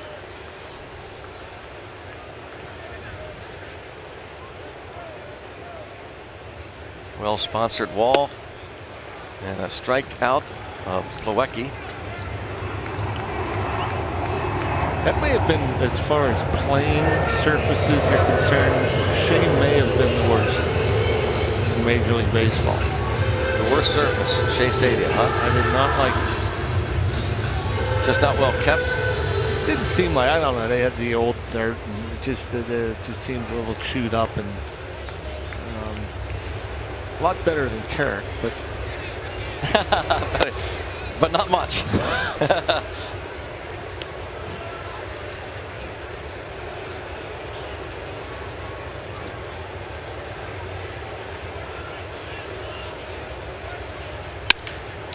Bounce left side off of Moran. Fiorme reaches after the strikeout of Plawecki. E5. So their third baseman, who's committed 2 errors, bounces one to the Pirates' third baseman.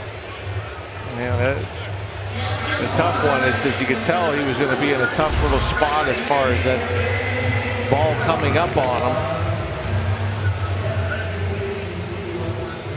Talk about it as a third baseman. The decision with your feet is to, stay back on that maybe and get a longer hop or try to shorten that hop somehow. Anytime you're caught in between, especially that ball looked like it was right around the lip, kind of at the mercy of the hop. Tyler Batchelor just up, could be making his major league debut, and Todd Frazier pinch hitting for Seth Lugo. By the way, that's the 7th error for Colin Moran, team leading 7 errors. See Todd Frazier's numbers. The New Jersey native.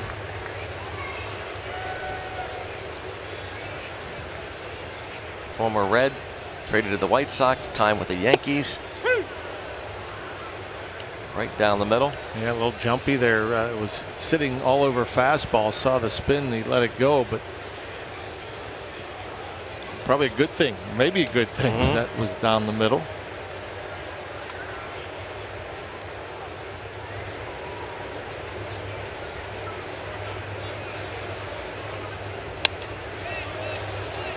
So he gets out in front of the pinch hitter, Todd Frazier, 0-2.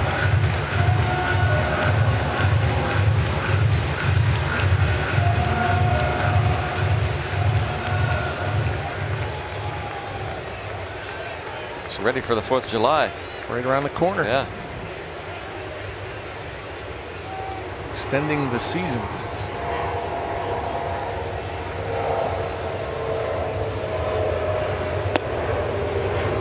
This might be the first time, I don't know.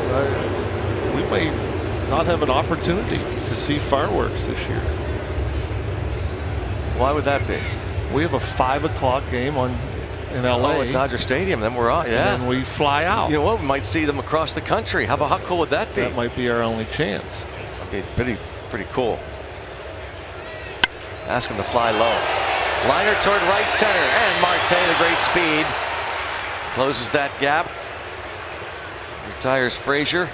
That is great speed. I think Todd Frazier thought he had himself extra bases, and Marte covered a lot of ground in a hurry. You'll see him top of the screen, pretty good jump, ball tailing away, and he made it look easy, but that ball was hit hard and he had some distance to cover.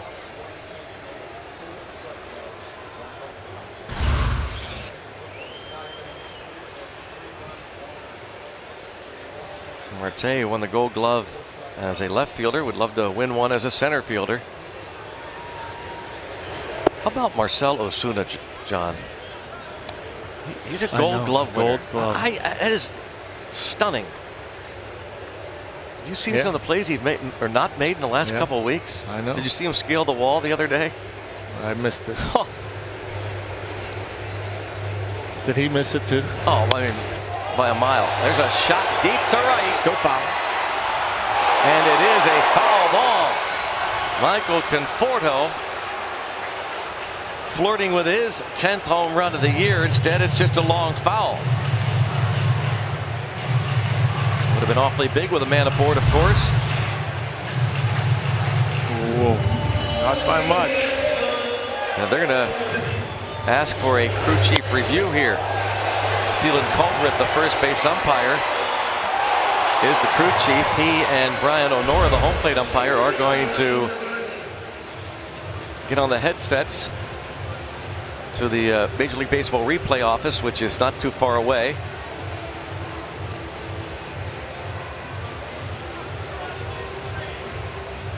You just asked Chris Conroy what he thought.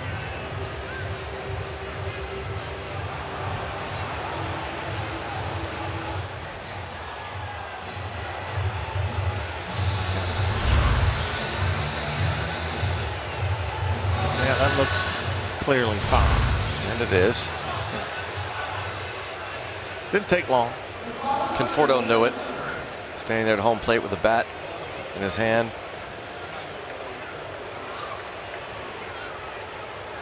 Well, Taillon has given up 10 dingers.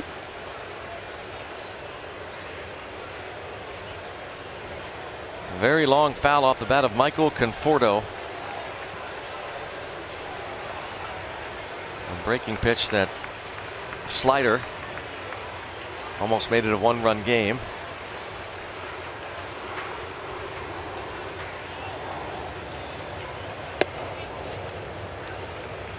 He's mixed it up pretty well, has Taillon.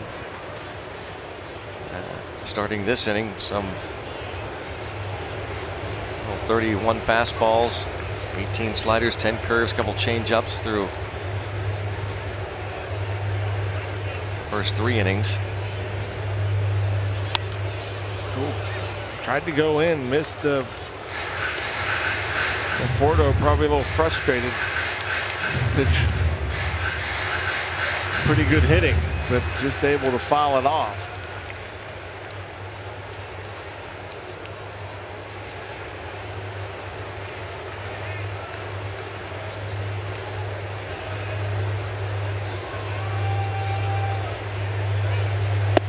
And he gets him with a breaking ball, strikes him out. 5 Ks for Taillon. 3-0 Pirates.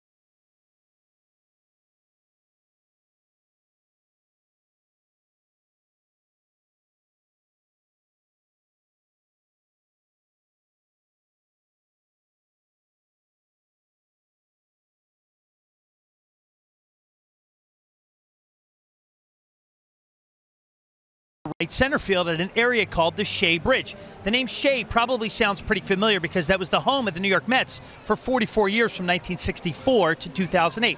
It's a pedestrian bridge where fans can make their way through the outfield areas, and of course I would find a couple Pittsburghers here hanging out by the bridge. Paul Hogan, Kevin Crummy, Harrison Spike. Guys, turn around. They made their way from Phoenix, Arizona, Chicago, Illinois, to all the ballparks following the Buccos around. Say hi to everybody back home. Bunch of Bucco fans making their way here, Greg and Rock, having a good time. Good stuff. Yeah, the Pirates, of course, opened up Shea Stadium on April 17th, 1964.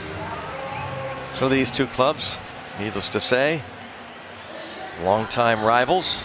They both shared divisions many years ago in the National League East. There were 2 divisions when the Mets entered play in the National League. Here is Tyler Bachelor, making his Major League debut, called up today. We talked about how difficult it would be to call up a guy from AAA in Vegas, Binghamton, New York, not that far. So on a AA. Whoa. First pitch to Jordy Mercer, not close. Bachelor 7 saves at AA Binghamton with a 2.63 ERA. Mets bullpen, by the way, since May 25th is 2-12 with a 6.42 ERA.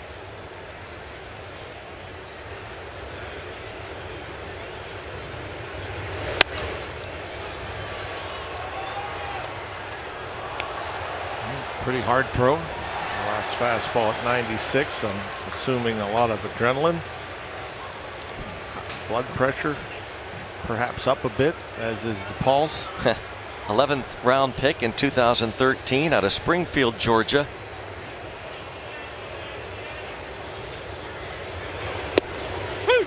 Good breaking ball there. I'm sorry, but when you're in AA pitching, you're not expecting to get called up. Right. On a moment's notice, and then in a big league game. So is that good or bad? Good question. I think it would be better to kind of get called up and thrown into the fire right away than to be sitting around. Right. Kind of maybe helps to be an unexpected call up. Yep. I remember in 1990, Randy Tomlin, we had a little meeting on the field. He was called up from AA Harrisburg to pitch here, or no, into Philly. He went to Philly to pitch the next night and threw a gem. I mean, that situation. And really kind of carried that too, didn't he, the rest of the season? Oh, yeah. I don't think he ever went back to AAA, not anytime soon. I think he stayed up. I'm not sure that Randy Tomlin, if he ever pitched in AAA, it was way later in his career. I don't think he ever did. But you know, that would be difficult because you're being told the day before that you're going to start, so you know when you're pitching and the nerves that you carry over. And a catch made in shallow right. Now we're told that thanks to Jason Steeltown tells us he did have several games at AAA Buffalo later. Did not know that. But I do recall, as John said, when the lefty Randy Tomlin got called up from AA Harrisburg, just thrust into the big leagues at an important time. I want to say he threw a shutout against the Phils in that first start. Out of Liberty University, the lefty Randy Tomlin pitched for the Pirates 1990 through 1994, an 18th round pick. As Jameson Tyone bats. Corrected, not a shutout, but he did throw a complete game, allowed just one earned run. August of 1990 was his major league debut. Tyone pops this one up on the infield, and Plawecki makes the easy catch.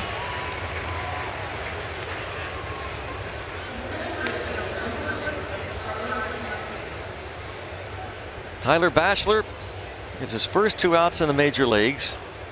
A fly ball to right and a pop up to the first baseman.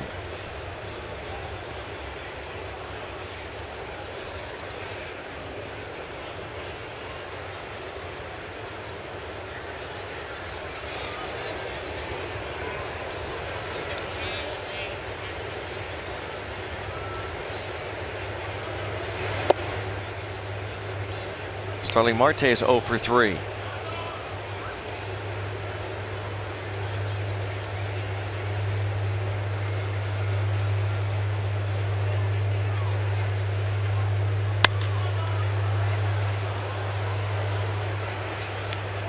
Marte struck out each of his last 2 times up against Seth Lugo. 3 runs, 1 earned.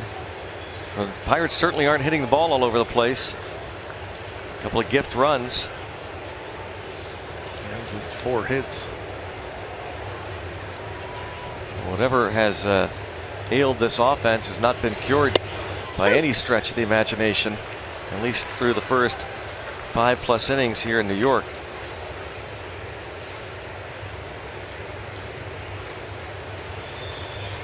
Looking for more runs, looking for some big hits, big innings, and spinning Marte around 97. Yeah, and tell there's a little deception. There's the late reaction. I mean, that ball was by his hands by the time he reacted to it. That usually means, you know, there's something about the release point. You're not picking it up.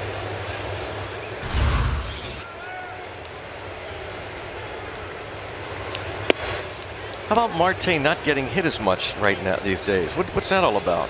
That's a great question. Whether or not he's getting pitched away more, I'm not exactly sure. He's been hit once this season. It used to be a regular occurrence. Haven't really noticed as far as distance from the plate.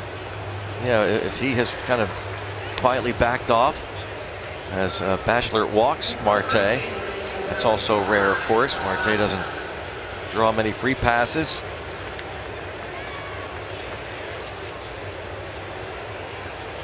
So he's on for Josh Bell, and figures to test the rookie Bachelor. Why not? He stole against Lugo right away. Marte has walked, by the way, now 21 times, which is a pretty high number for him at this time of year. Had a bunch in April. Think about the fact he had 23 his last full season 2 years ago. In fact, the most walks he's drawn in his career is 33. I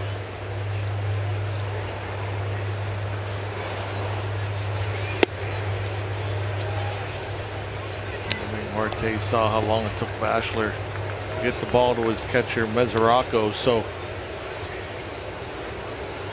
I'm thinking if he has that high of a leg kick this time, Marte's gone.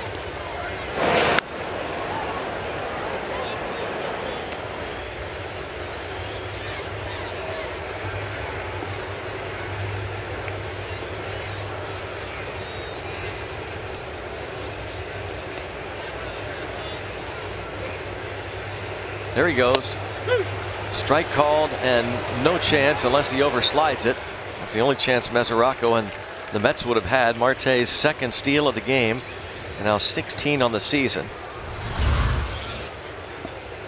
Yeah, and again, maybe not much of a scouting report on his time to the plate for Bachelor, and so Marte wanted to see him deliver one to home before he decided to take off. He's creeping up on the league leaders in steals. Michael A. Taylor of the Nationals has 23, most stolen bases in the senior circuit. And now Marte with 16. And here is one of these opportunities with 2 outs for Josh Bell, facing a Double-A pitcher. The runner in scoring position.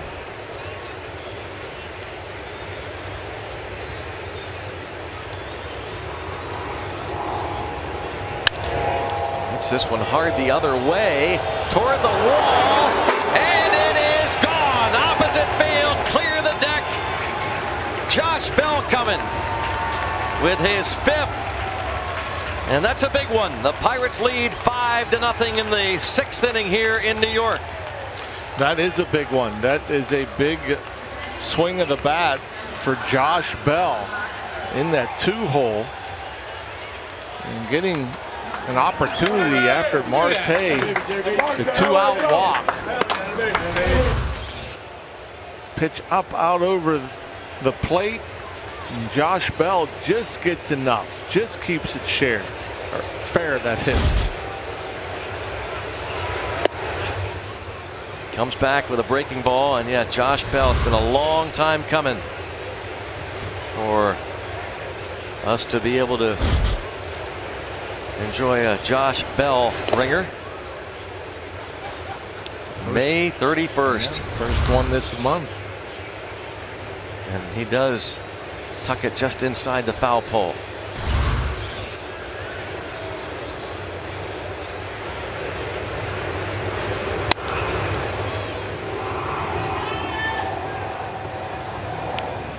Number 5.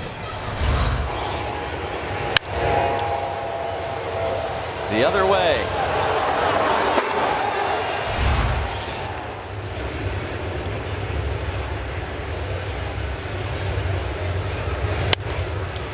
$5 off, by the way. You scores the Pirates score. Josh Bell takes $2 more off.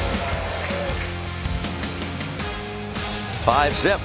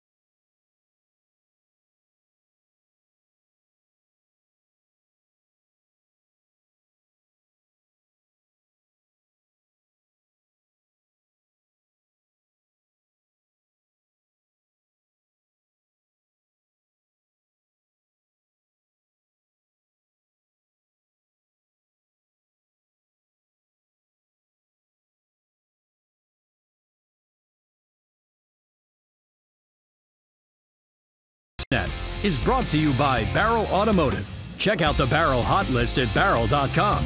Now the only way to buy a car. And by Allegheny Health Network, official medical provider of the Pittsburgh Pirates and fans like you. Let's go Bucks! So the Major League debut for Tyler Bachelor gets the first 2 outs, but then the walk to Marte, the stolen base, and Josh Bell, the 2-run homer, gives Jameson Taillon this 5-0 lead, facing Jose Bautista, who was flied out and walked. You score as the Pirates score. But credit Josh Bell for $2 more taken off those tickets to the homestand that begins July 6th against the Phillies. Then the Nationals and Brewers will be coming in. Those discounted tickets going to go on sale 10 a.m. this Thursday at pirates.com/uscore.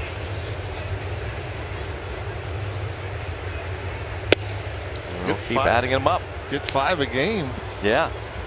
$15. Got to believe the Bucks are due to score a bunch. Oh yeah. And they missed Jacob deGrom in this series as Bautista drives one to center.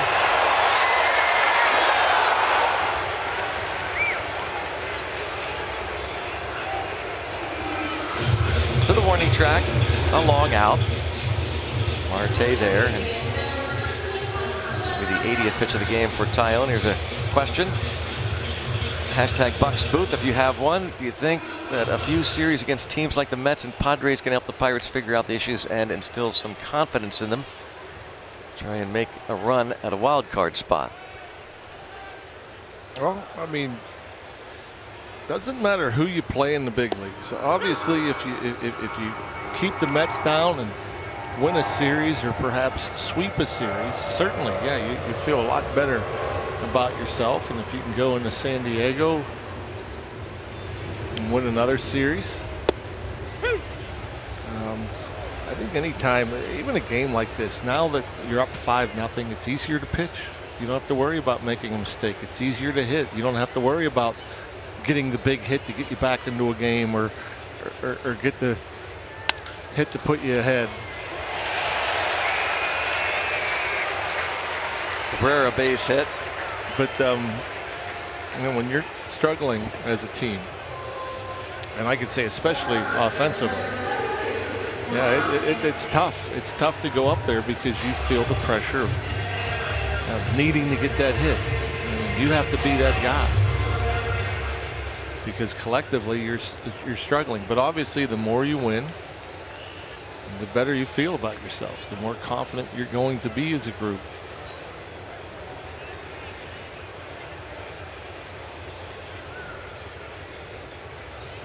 Dominic Smith 0 for 2. Thank you for that question, by the way. Hashtag Bucks Booth. Starting out this 3-city trip after San Diego, it's up to LA for the Pirates.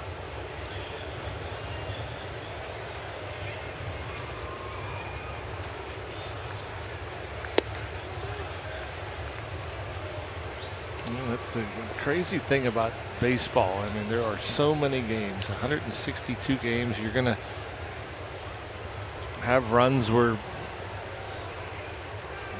playing good baseball and you're winning a bunch of games like the Pirates did through the first month of the season. You're going to have times where you struggle. Every team has stretches. Yeah. How about the Reds? They've won 7 in a row. Yeah. The Reds are in Atlanta tonight. How about the Washington Nationals falling on hard times? Almost swept by the Phillies, and now they're being no-hit in Tampa Bay by Blake Snell. 10-0. Rays lead that in the bottom of the 6th. Dominic Smith to deep center. And another ball to the warning track. Well, hoping to score some more runs. We mentioned the Pirates will miss Jacob deGrom, so they are fortunate that they come to town with deGrom having already pitched, and now they'll face, certainly no disrespect, Steven Matz, a tough left-hander, goes tomorrow night. Our Nissan Road ahead. Chad Kuhl in game 2 of the series. Coverage starts at 6:30, and then it's Ivan Nova against Zach Wheeler on Wednesday night.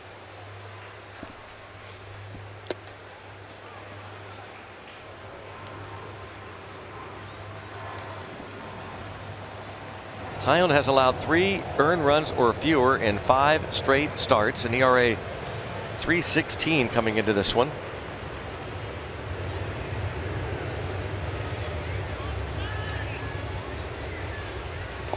This good run for him began after the shaky outing in Cincinnati on May 22nd, when he gave up 6 runs in 6 innings.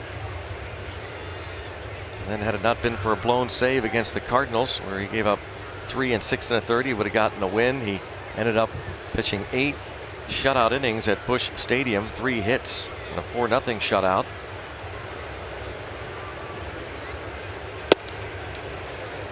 Falls behind Mesoraco. He lost to the Dodgers, giving up 3 runs in 5 innings on June the 7th. 6 days later in Phoenix, 7 strong and a win over the Diamondbacks, allowing just a couple of runs. And last time out at home against the Brewers, 3 runs in 5 innings. Struck out 7 as Mesoraco pops this one up. Harrison calling for it for the final out, and that's 6 shutout innings for Jameson Taillon.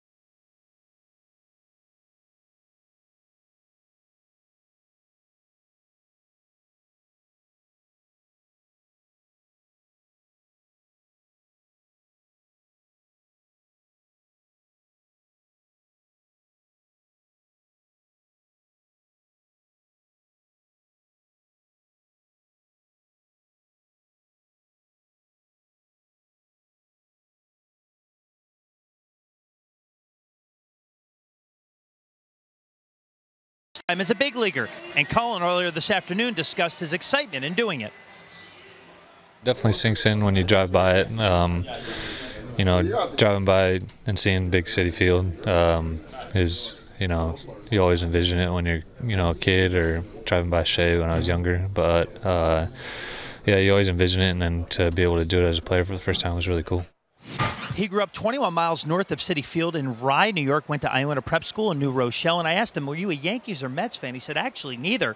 I was a big Baltimore Orioles fan. That obviously makes sense. His uncle, B.J. Surhoff, former longtime Baltimore Oriole, and that's where he watched a bulk of his games in big league ballparks at Camden Yards. But here he is playing at home. Certainly a special moment for his parents, Bill and Diane, his wife, and the rest of his family, Greg. Great stuff to see his folks and a lot of other friends from the Rye, New York area to see him play in his hometown. B.J. Surhoff's sister Diane there in the middle.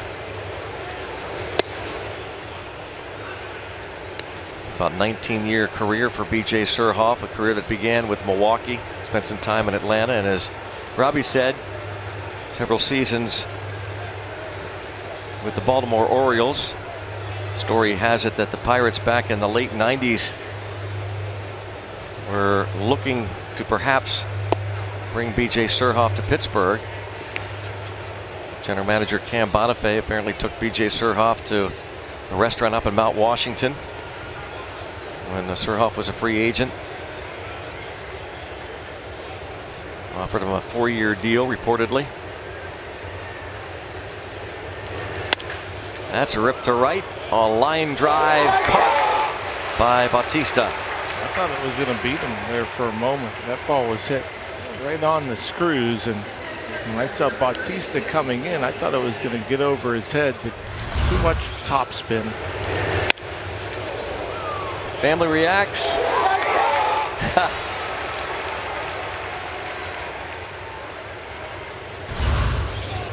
That was a shot.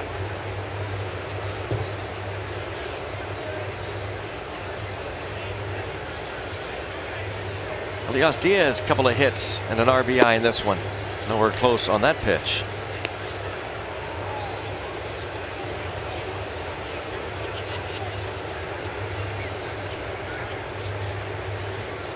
Second inning of work for Tyler Bachelor. Gave up the home run to Bell. Pirates scoring single runs in the first, second, and third. 2 of those were unearned. Gregory Polanco homered in the second inning. Yeah, hopefully the long ball will be a big part of this offense this road trip. Tyler Glasnow gets ready. It seems like there just hasn't been a lot of that. A lot of the home run ball of late.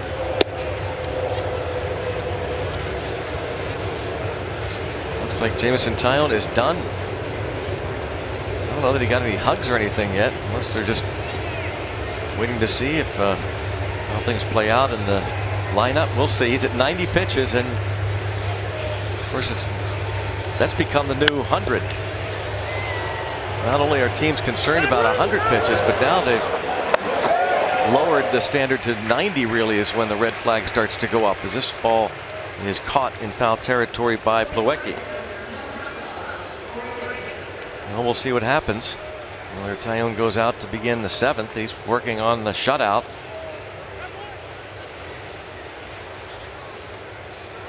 There were some balls hit to the warning track in the bottom of the 6th.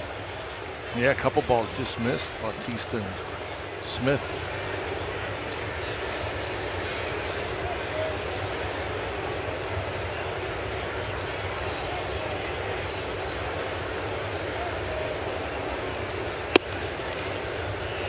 Now Corey Dickerson. His walk in the 5th inning loaded the bases against Seth Lugo. Lugo was able to get Polanco to pop up. It was an extended at bat for Dickerson in the 5th. He's also lined out and struck out looking.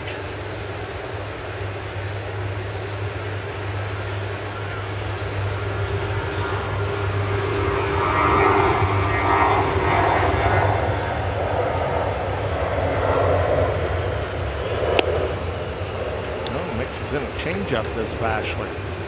Mostly just fastball, breaking ball for that 1-0 change. Was Dickerson looking up at the scoreboard for the pitch speed? Perhaps.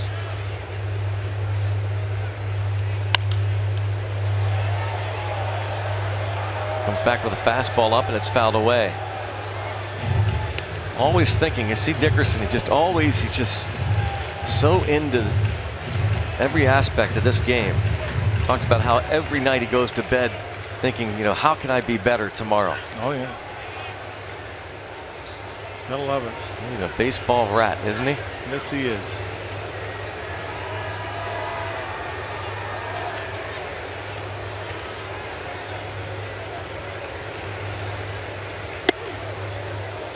Does a good job getting his hands out of the way. Don't always see that. You know, you'll see guys like bail out. I mean, so often you see guys get hit in the hands, but Corey did a nice job pulling them in.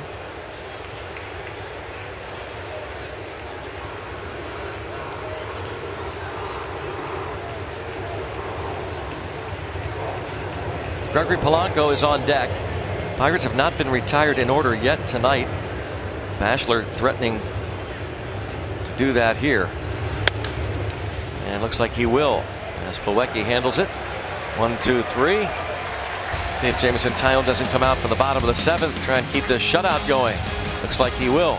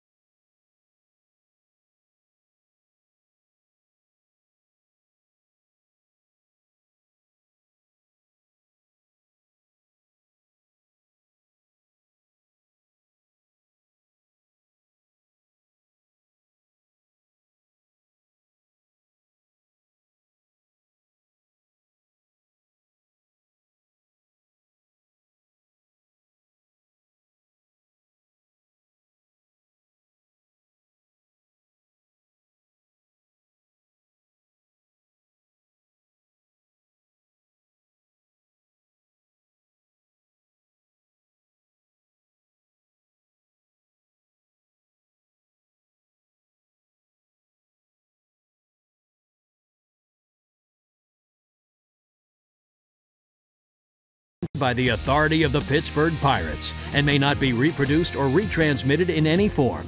And the accounts and descriptions of this game may not be disseminated without the express written consent of the Pittsburgh Pirates. UPMC scoreboard 5-zip. Pirates lead game 1 of this 3-game series. The start of a 3-city 9-game trip. Trying to snap the losing streak and trying to hoist the colors. Watching Jameson Tyone work on the Mets here, trying to get through at least 7.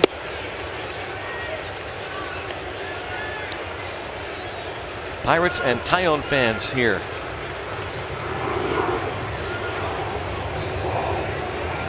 Tyone right now has that ERA under 4.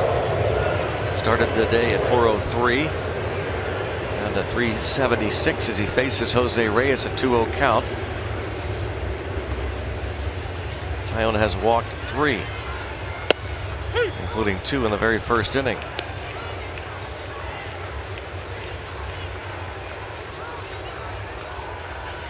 The team against whom he made his major league debut.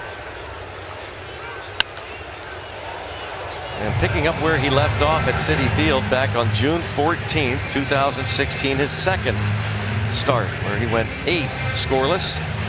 First career win, he beat Jacob deGrom on this very mound a little over 2 years ago.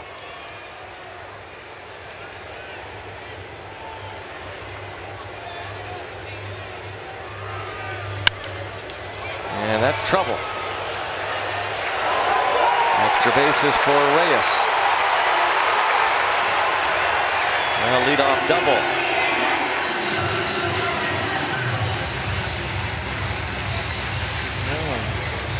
Straight chart had the Pirates left fielder Corey Dickerson playing off the line.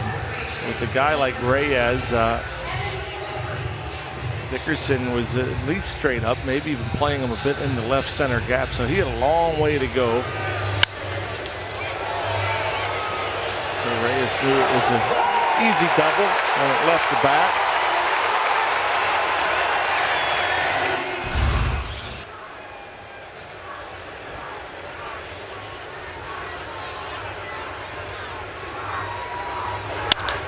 Hard hit off the glove of Moran. He slowed it down, and this will score a run.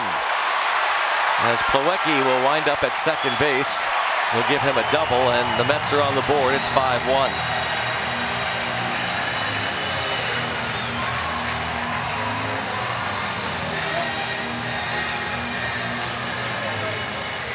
I'm sure you'll ask Moran, who does not have very good range. When he gets to a ball, he thinks he should make a play on it. And you could see a little bit of a late reaction. The ball just a step to his backhand and just didn't react quickly enough as that ball off the end of his glove now was hit right on the button. It's going to be it for Tyone. A double switch. Tyler Glass now is going to be coming on here in the 7th. As Reyes just slapped the ball to left, and Plawecki hard hit off of Moran's glove.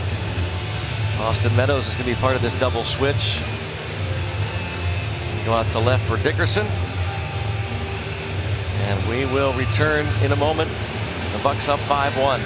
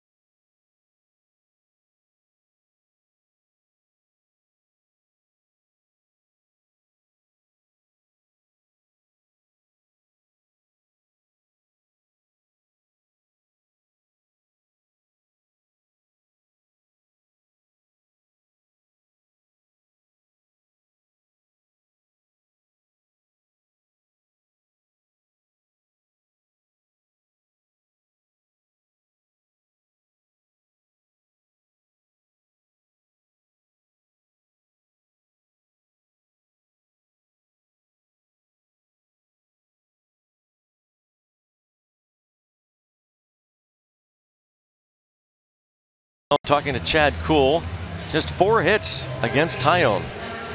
1 run in, man at second. Pretty good effort for Jamison. Great effort.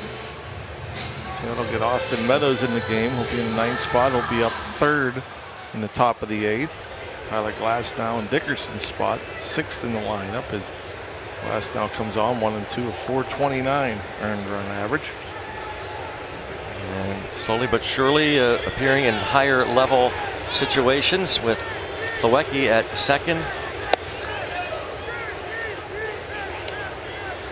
Yorme has flied to left and reached on an error.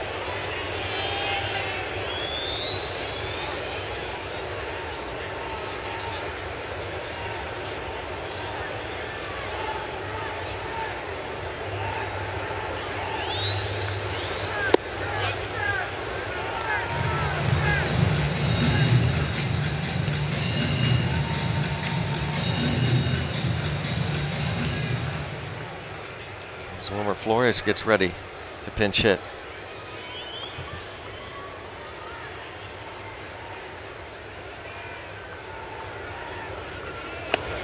Can't do this. 3-0. Nope. You got a challenge. You're looking at a batter hitting 175 currently, and you got a 4-run lead. You have to come right at him. Don't try to pick corners. Don't try to put it at the knees. Set up right down the middle.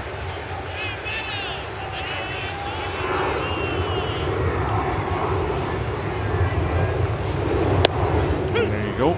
Oh. 3-1. Steven Brault loosens the Pirates' pen.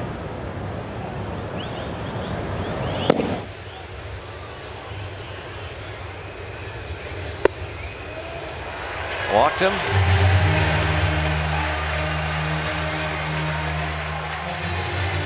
We sure don't want to spoil the start that Taillon had tonight. Taillon pitched awfully well. Good fastball, the good curveball. Working ahead in the count, got some chases. 6 scoreless until the leadoff double, followed by the single here in the 7th. 6+ for Jamison. 1 run allowed. Hoping to strand the 1 runner that he left out there on second base, Plawecki.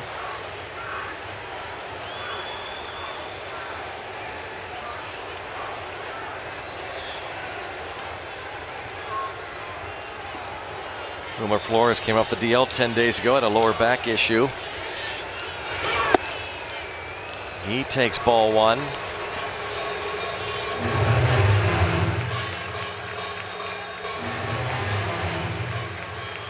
Four for 13 as a pinch hitter this season for Wilmer Flores.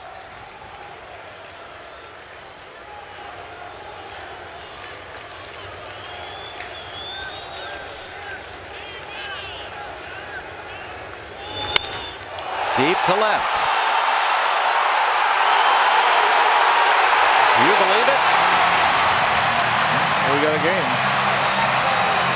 It's 5-4. 3-run shot for Flores. A pinch hit home run to make it a 1-run ball game. His 5th of the year.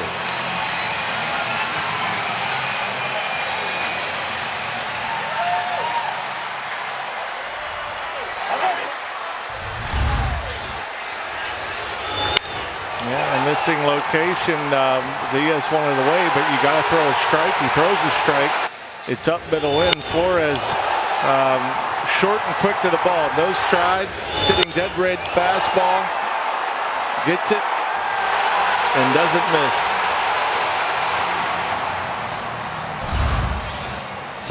Glass now faces 2 batters, a walk and a homer. And now Clint Hurdle goes to Steven Brault.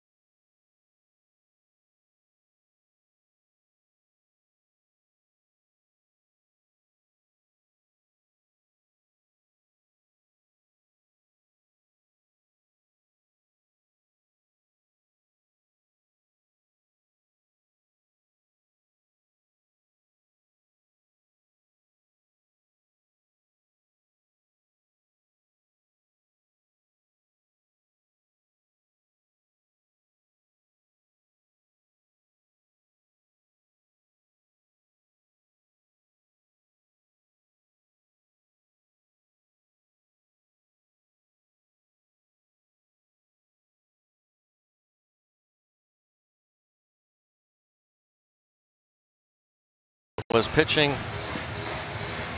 a shutout two-hitter going into this inning and gave up that flare to Jose Reyes. Kevin Plawecki hit a ball off the glove of the third baseman Moran. It went for an RBI double. Tyler Glass now summoned, walked the rookie third baseman Yorme on 5 pitches, gives up the home run to the pinch hitter Wilmer Flores, and now Steven Brault. The tough part of this lineup Brault has to face. The top 3 hitters in the starting lineup today: Conforto, Bautista, Cabrera. And yeah, why not? You're down a run. They had the whole left side of the infield to drop a bunt down. Colin Moran moves over a little bit, but not all the way over. Not certainly if Conforto wanted the bunt, it's still there for him. And now it's 2 balls and no strikes.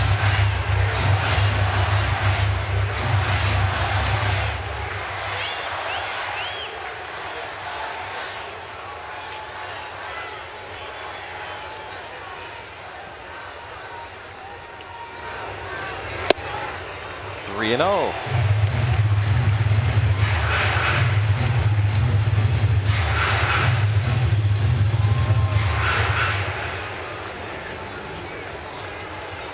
Bautista on deck.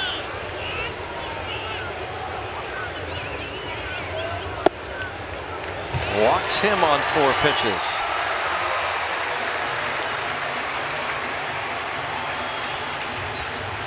Flores, the pinch hit homer.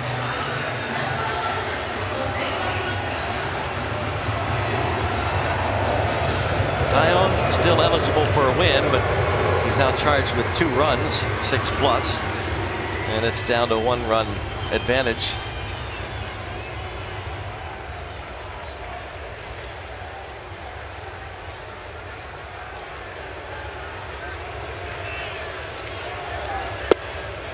Ball 1.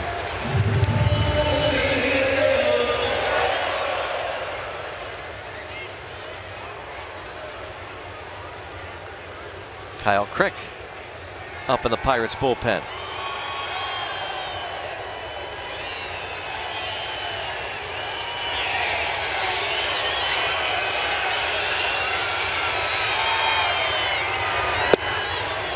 Ball 2. And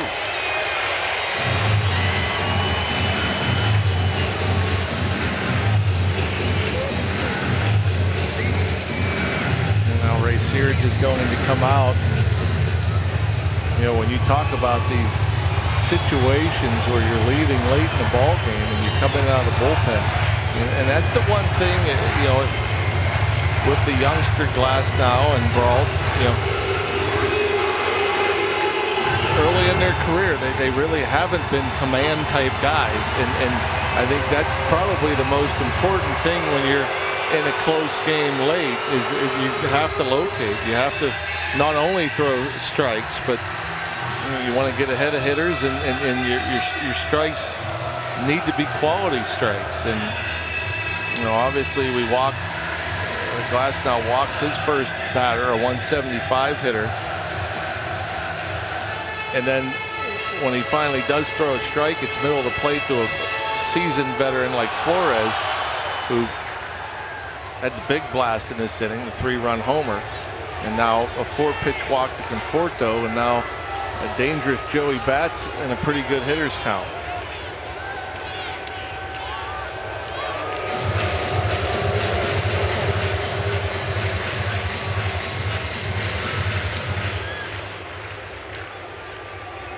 Ray Searage pays Brault a visit.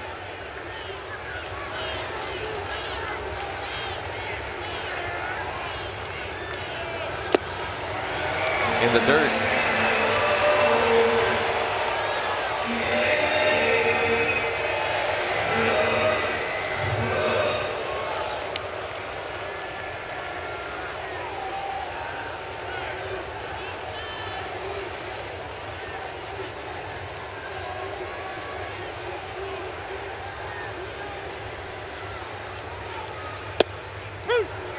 Wow.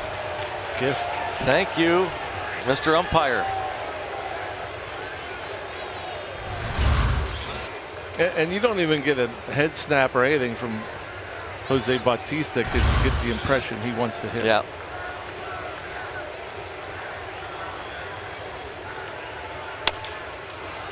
Little swinging bunt foul.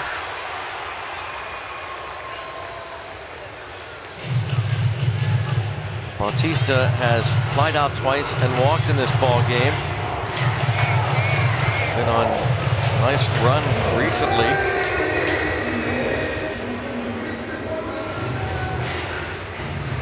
Worried, concerned Bucco fans. Bautista hitting .500 over his last 6 games with a couple of homers. Swings at only 42% of 2-strike pitches. That's the lowest rate in the major leagues. And he walks a ton.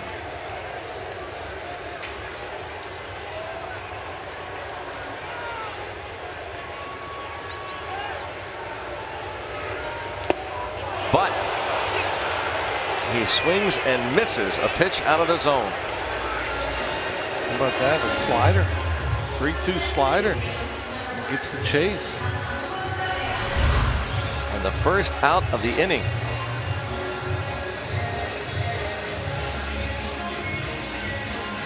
And no question he went.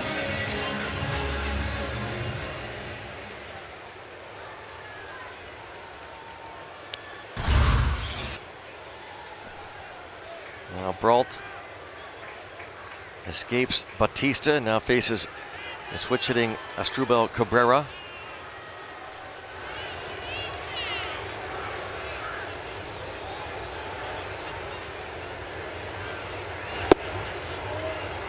Ball 1.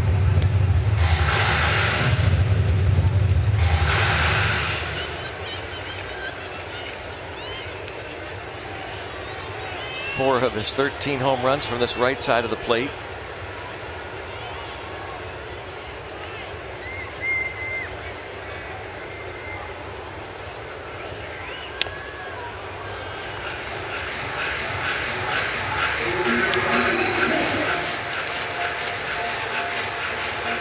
Brault 3 scoreless on Thursday against the Diamondbacks.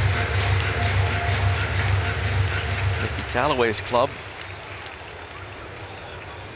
The Mets, they fought their way back to tie the game late here yesterday against the Dodgers, only to lose it. 8-7 in 11.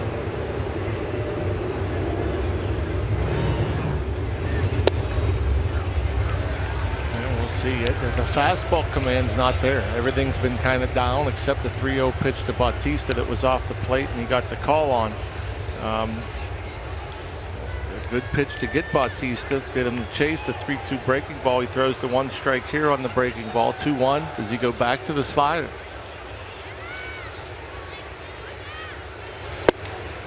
Yeah, I mean, the fastball command, he's missing everything down. Again, good slider, gets Cabrera to swing over it. And why, do you ask? I mean, the slider, it breaks down. So out of the pitcher's hand, the first Bautista, now Cabrera, they see that slider. It looks like it's going. It looks like a fastball that's going to be in the strike zone. And the late movement has it break down and away. That one too low, and a ball out of the hand doesn't start in the strike zone, so it doesn't get the chase. So you have to wonder again, full count. And Brault has not thrown a fastball in the strike zone, so you have to wonder, does he go back to that slider?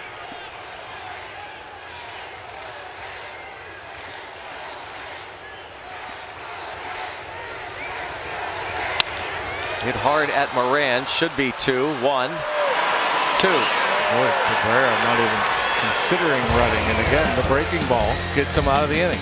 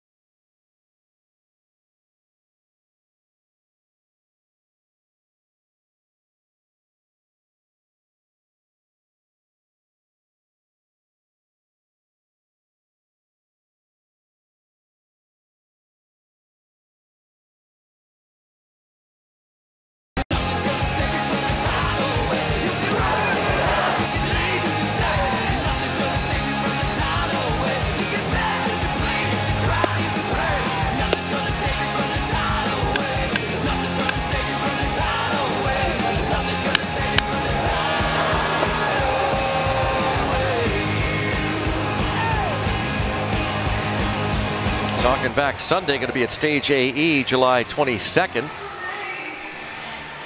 Or taking back Sunday, as you saw on your screen, 5-4 Pirates.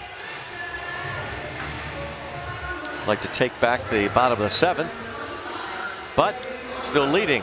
Yeah, look to get those runs back, at least 1 or 2. And Robert Gesellman will face Gregory Polanco here in the 8th. Looking for more runs again. You score as the Bucks score.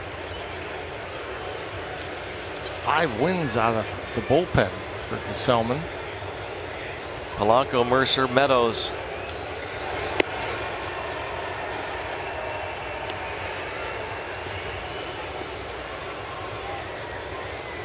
Polanco has homered, walked, and popped up. Those 3 plate appearances against Seth Lugo, who's still on the hook. And the Pirates, if they can get 6 outs, get Tyone a win, and the Mets their 7th straight loss, and snap the Pirates' 5-game losing streak. Good movement on that 2-seam fastball. You saw Polanco almost looking like he's backing off the plate there. Kind of like a screwball. Had so much movement.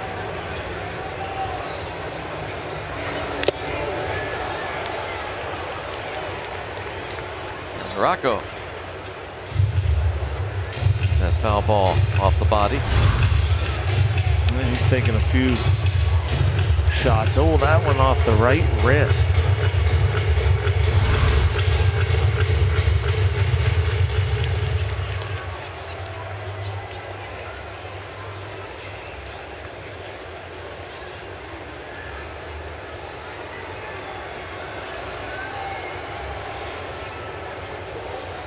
Gesellman's given up 8 runs his last couple of outings, covering 3 innings. And he gets Polanco on the foul tip. And let's go downstairs to Robbie. Well, as the savvy veteran shortstop Jordy Mercer comes up to the plate, we're going to sit down the savvy veteran tomorrow and take your questions on Twitter. Tuesday is going to be our guest. The hashtag is Bucks Tuesday. Most people have been there, done that. Jordy Mercer, very open and honest guy, as you guys have known. Getting to know him over the last 7 seasons as a big leaguer with the Buccos. So send in any questions you have for Jordy. Hashtag Bucks Tuesday. We'll sit down and answer, hopefully, as many as we possibly can. Greg? Hopefully ask what it felt like to get that 8th inning hit on Monday night. He's 0 for 3 entering this 8th inning at bat.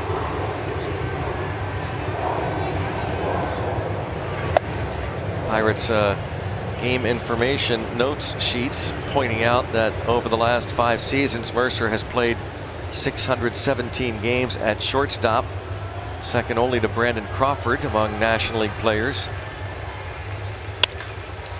Bounces it to the veteran shortstop Reyes. 2 outs.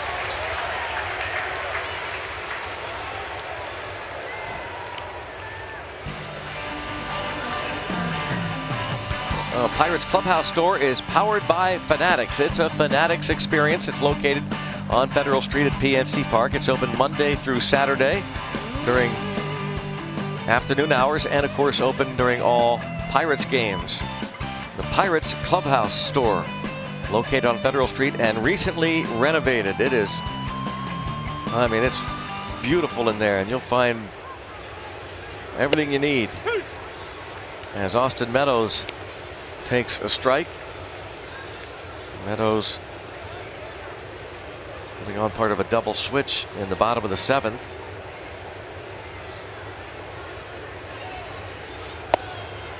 Facing a guy who's very tough on lefties, Gesellman. Lefties hitting only 194 against him. Yeah, really good too. Even be better. He gets that wide strike zone. And call 3rd strike. So Gesellman keeps it a 1-run deficit. Pirates need 6 outs, slim 1-run lead.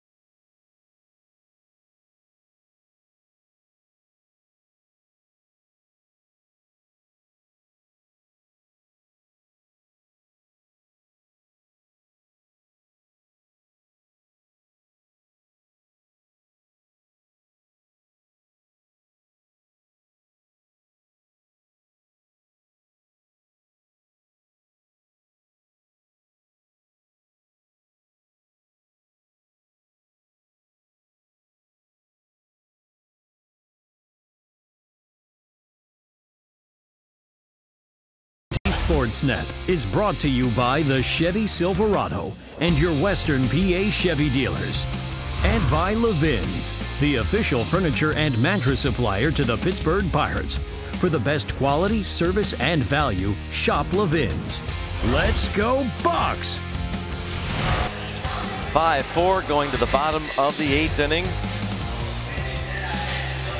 Pirates single runs you see first, second, third. Gregory Polanco homered. Or 2 unearned runs, and then 2-run homer by Bell. 4 spot in the 7th inning of Tyone and Glass now, and now Kyle Crick.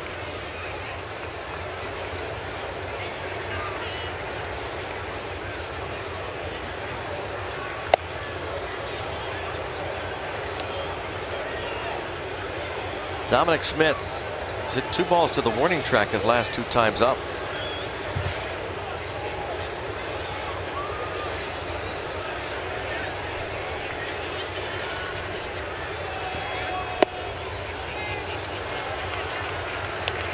Two balls, no strikes. Control has been an issue here for the relievers. Glass now. Brault able to get the double play ball from Cabrera. We got Batista to chase on a 3-2 pitch, but now Crick falls behind 2-0.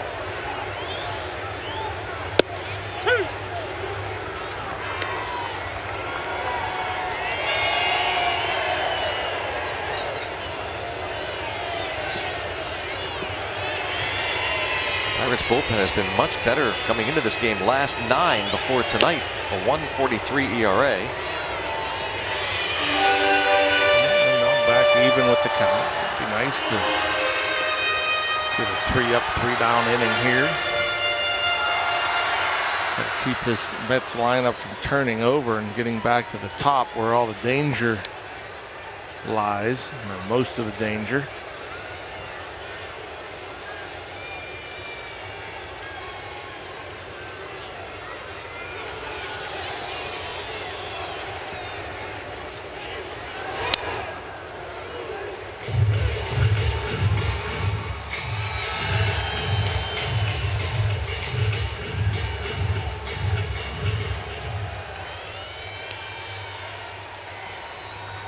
On deck, Devin Mesoraco, then Jose Reyes here in the 8th.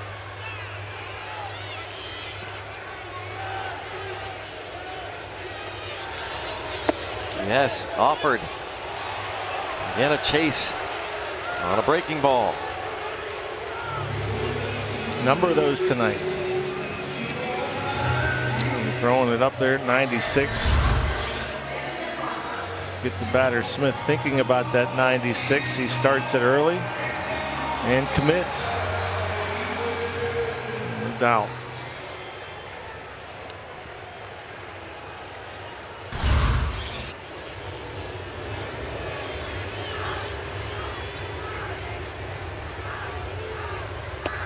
Oh, everything but the bat went. Yep.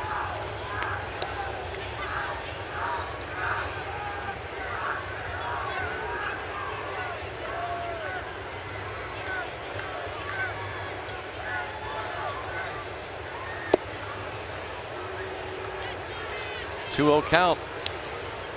Kyle Crick scored upon 3 times his last 18 appearances. Well, here's where you don't want to get beat with anything that Mesoraco can pull. Mesoraco, excuse me. That's a good pitch. Keep it away. He's looking for something middle in that he can turn on.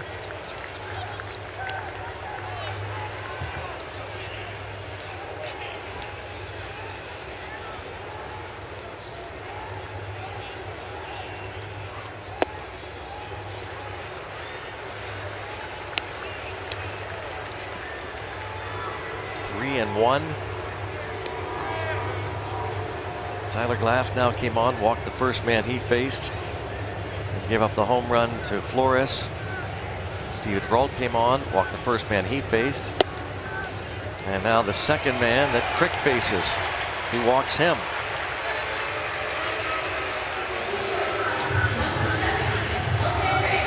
Nothing drives managers crazier than relievers who don't throw strikes.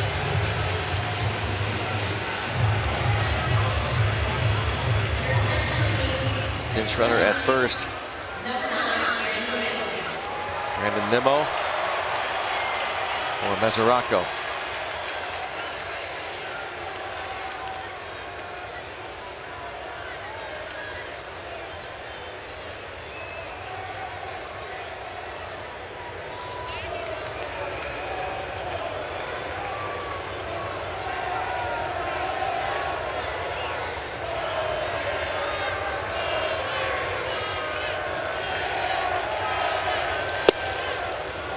And ball one. Wonder about that theory, though, John, that David Cohn was talking about on the Yankees telecast the other day, that the older players not able to catch up to the fastball. The younger players are all just hunting fastballs. So you throw them breaking pitches in general. And it makes perfect sense. It's and when you get over that 32, 33, 34, you know, that bat slows down a bit. In this case, Reyes 35, and Ray Sarich, Pirates pitching coach, with 5 outs to get.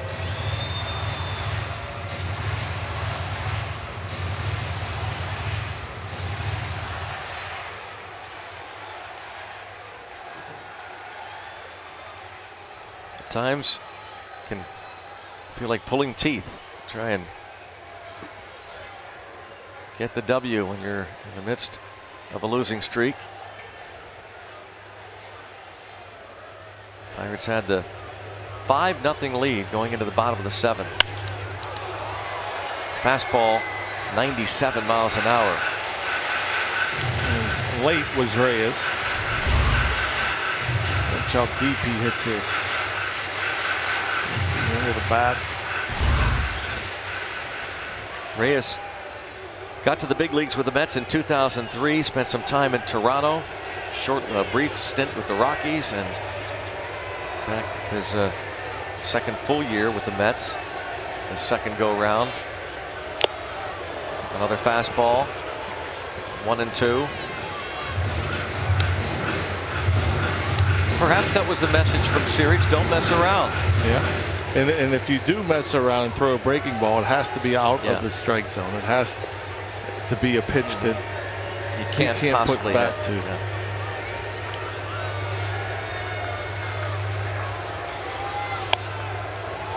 And there your example right there. Got his bat to it, but it was well out of the zone. Boy, that's a cue shot. You don't see that very often. Hits it off the end of the bat, and the pitch was 8 inches inside. Wow, bizarre.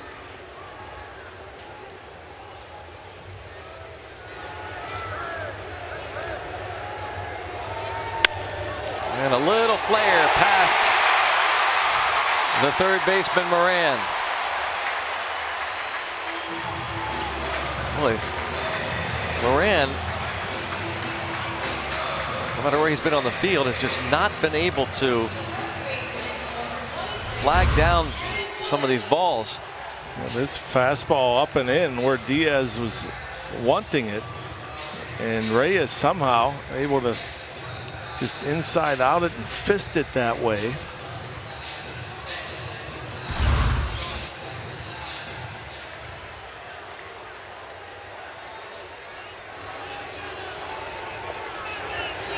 Oh, Plawecki doubled in a run in the 7th. He's bounced out and struck out.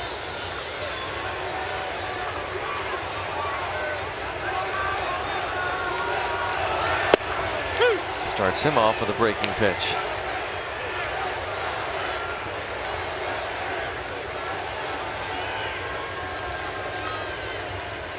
Time on the disabled list, recently back, Kevin Plawecki.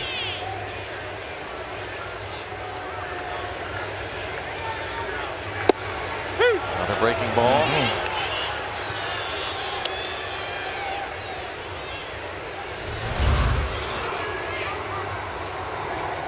Good pitch there, great location.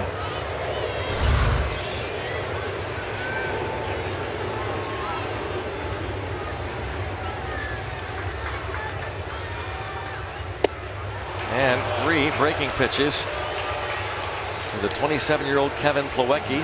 And got away with that last one. That's a dangerous place to put an 0-2 pitch right down the middle. I mean, he leaves it up the middle, but Plawecki was still out in front of it.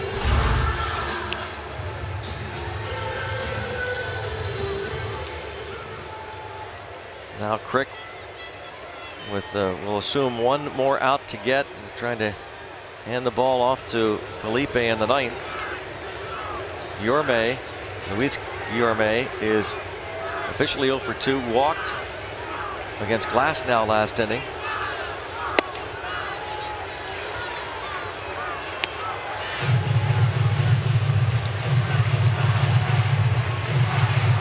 That's the closer for the Mets, Dries Familia, getting ready for the ninth.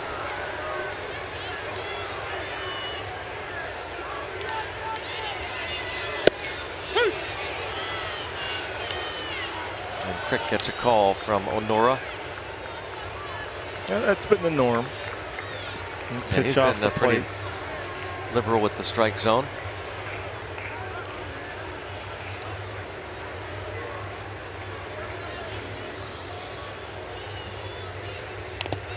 Checks and takes. Check swing. Fouls it off. 1-2. Kyle Crick looking for one more out, one more strike. Pirates will look to get some insurance in the ninth.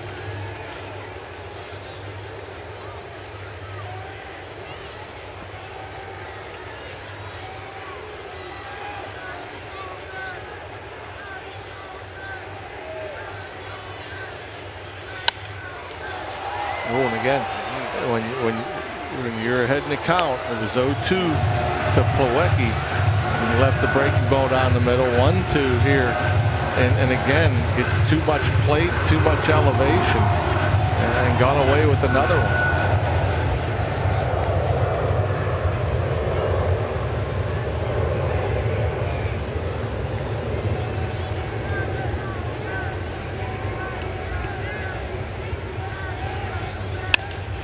Bounce toward Moran. On to first. And they get him. And Crick gets out of it. Head to the ninth. Pirates lead by 1.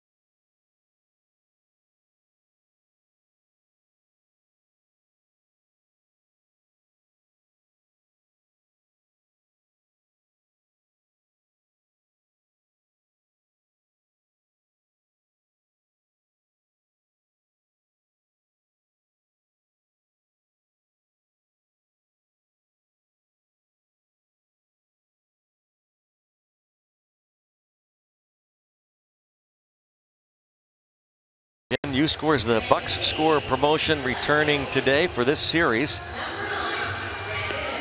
For every run the Pirates score during this series here in New York, you're going to get $1 off the purchase price per ticket and seating sections throughout the ballpark. Starting the series against the Phillies July the 6th. That's a Jameson Tyone starting lineup figurine night.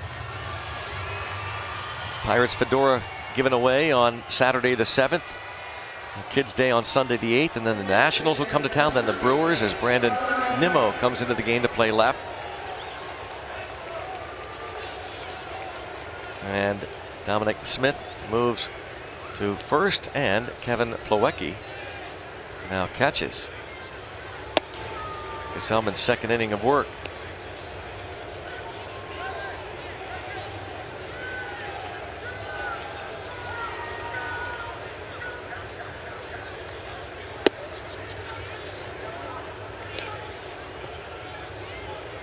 Marte has scored a couple runs without a hit, a couple of steals. And there is a hit. There you go. See if he can do it again. Can he steal 3 bases tonight? Steal another one. Get him over. Get him in. That's how they started this ball game with some small ball. Amanda tweets out, the more runs we score, the more games I can afford during the next homestand. That's exactly right. Phillies, Nationals, and Brewers will be the next homestand.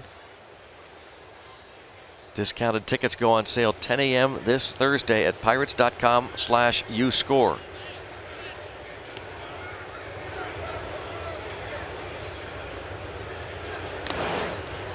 And they certainly expect Marte to take off.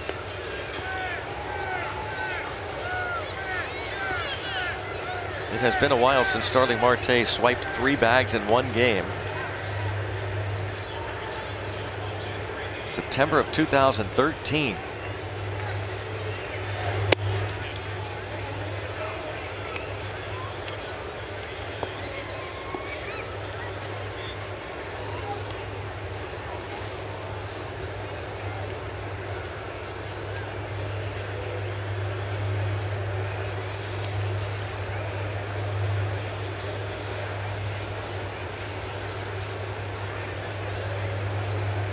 Opponents are 4 out of 4 this season against Gesellman.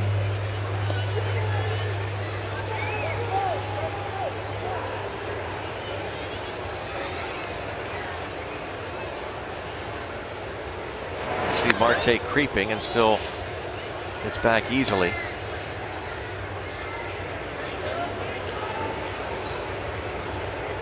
And opponents have taken liberties against Plawecki. 18 steals out of 20 attempts with Plawecki behind the dish.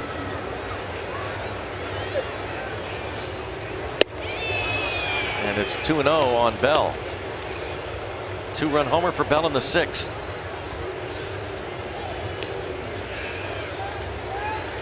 Long time coming.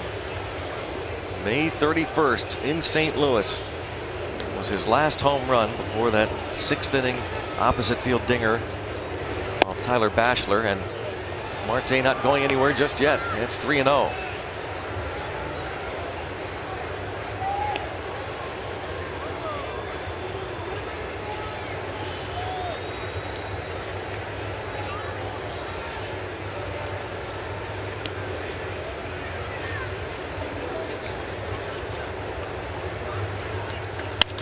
Swinging on the 3-0 pitch. And that'll be out of play.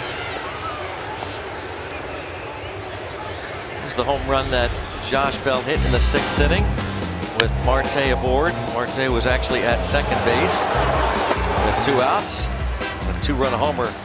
The Pirates have needed every one of these runs. That made it 5-0. I don't even think he got all running away. Looked like a little bit off the end of the bat.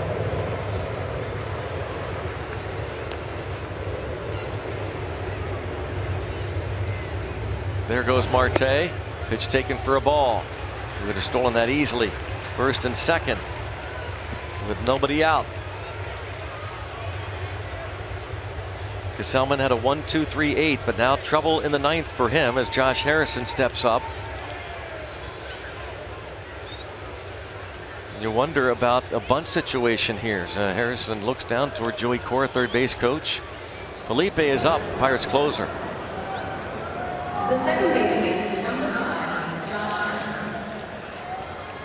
Yeah, I'm sure he wouldn't mind an insurance run or 2. So we'll see if Clint Hurdle will decide to play a little small ball here. And with runs as tough as they have been to get, you wonder why not, but he is swinging away.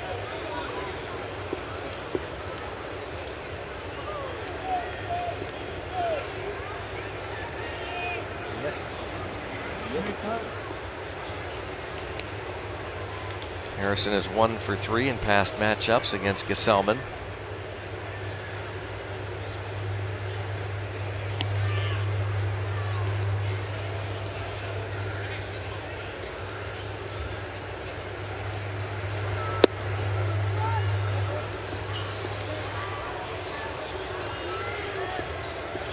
Colin Moran on deck.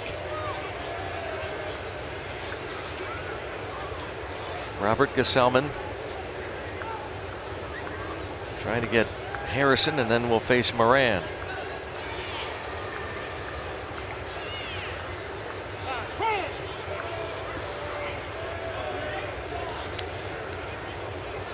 One ball, one strike.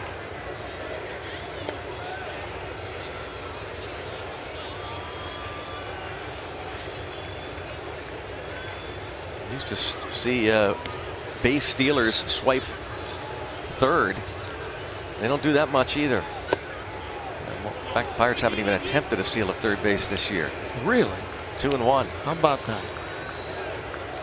With nobody out, you'd almost have to be certain you could steal it if you're going to attempt it. You typically see that with one out. He is dancing off that bag, and it's a pop-up, going to be out of play. And with nobody out, runners at first and second, if you do try to steal third, and Josh Bell goes with you, and you hit a little line drive at somebody, yeah, you have a triple play. Yeah. You see Marte and Reyes been bantering back and forth all night. Good buddies, go way back.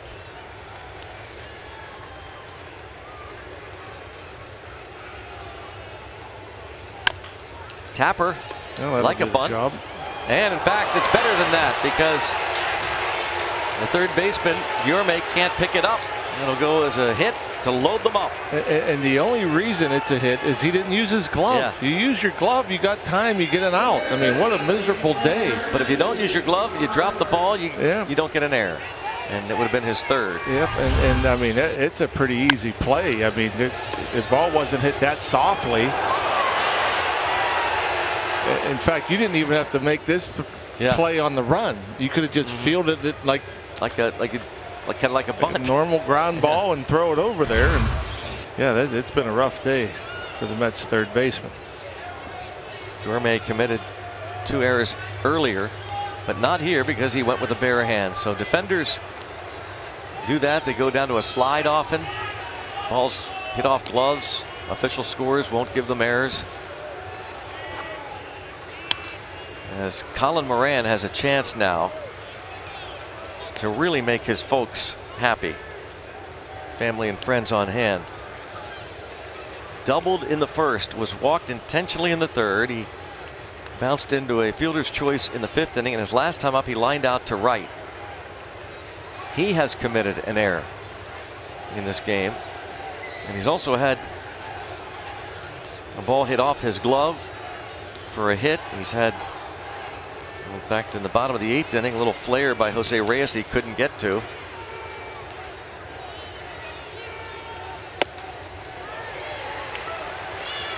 Nothing in 2.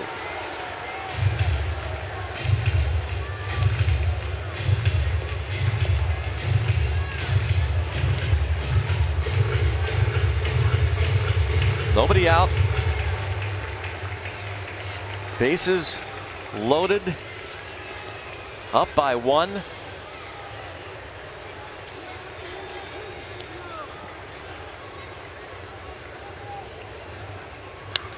Good job of protecting there. So the runners, Marte singled to center. Josh Bell walked. Josh Harrison credited with an infield single. Told you how good Gesellman has been against lefties this season. Coming into this game, they're batting just 194. And 0 for 2 tonight, left-handed hitters. And a pop-up. Shortstop Reyes out. Infield fly is called. 1 out.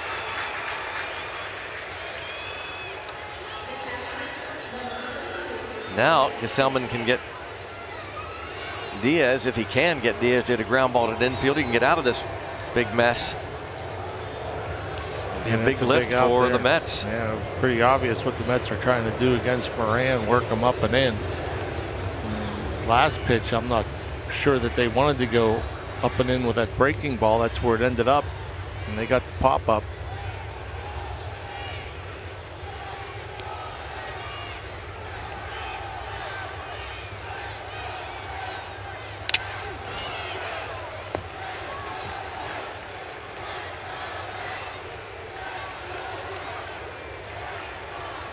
Couple of hits tonight for Elias Diaz.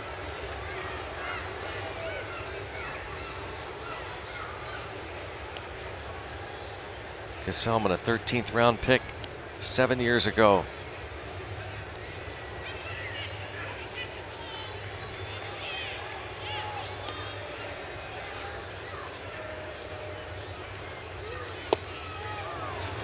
Did not get the call.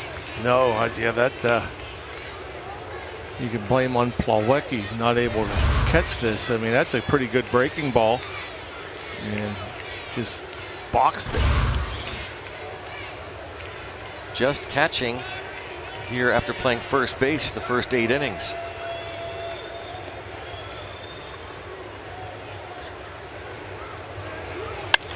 And toward right center field.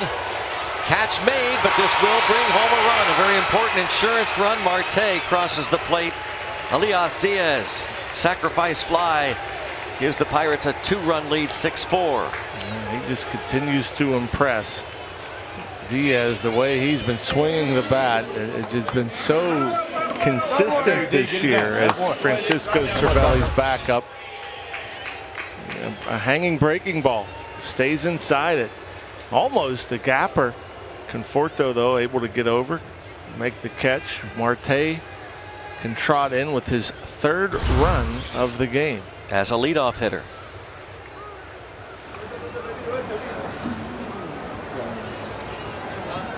Now $6 off that promotion that started today, and keep adding them up this 3-game series. You scores, the Bucks score. For every run the Pirates scored during the series, get $1 off the purchase price per ticket in seating sections throughout the ballpark for the upcoming homestand that starts Friday night against the Phillies, July the 6th. David Freese pinch hitting.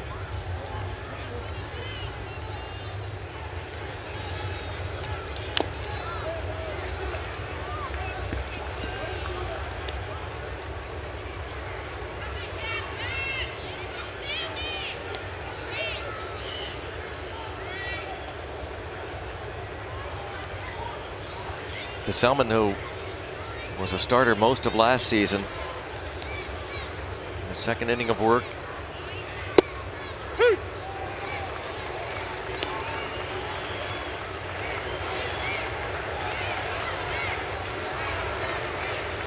'35th appearance out of the bullpen.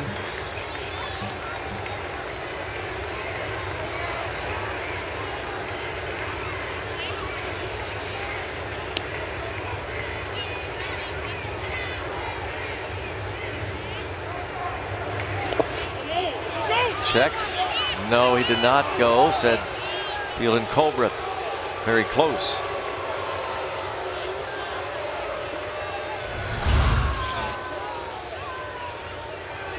Yeah, he held up.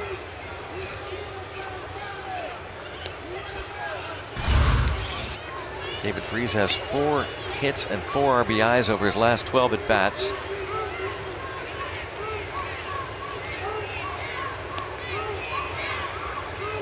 Marte scoring his 3rd run of the night. Gesellman strikes out Freese with the fastball. A 2-run lead heading to the bottom of the 9th.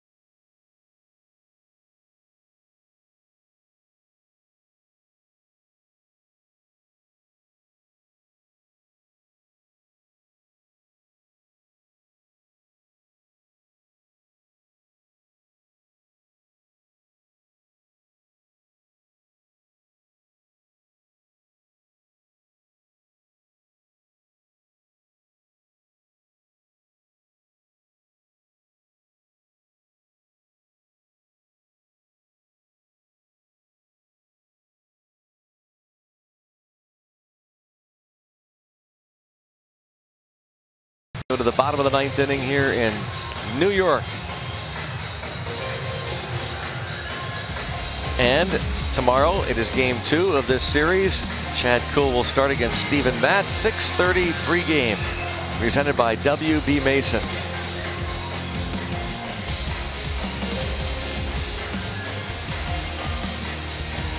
Chad Kuhl tomorrow night, hoping to make it 2 in a row. He is going to be making his 2nd career start against the Mets. He is really looking for a bounce back start. He got bounced around against the Diamondbacks. Pirates closer looking for save number 15. Felipe looking for save number 15, as you said. Sorry, Greg. I don't know why you had to give me the stink eye. Did not. At all. I didn't give you a stink eye. Bob. Sheesh. A little the fish eye. A little sensitive, yes, sir. Ahmed Rosario pinch hitting this bottom of the 9th.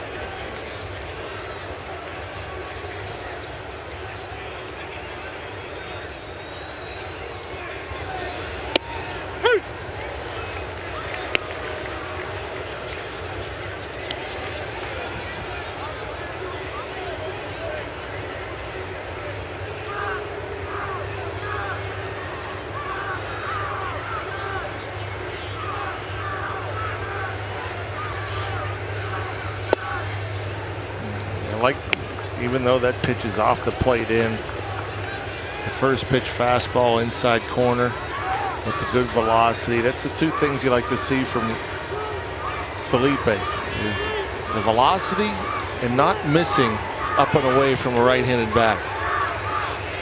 I like seeing him get that extension, get that ball to that part of the plate. You know, when he's been off this year, when we've seen Felipe struggle, it's usually been pitches that have missed up and away to righties.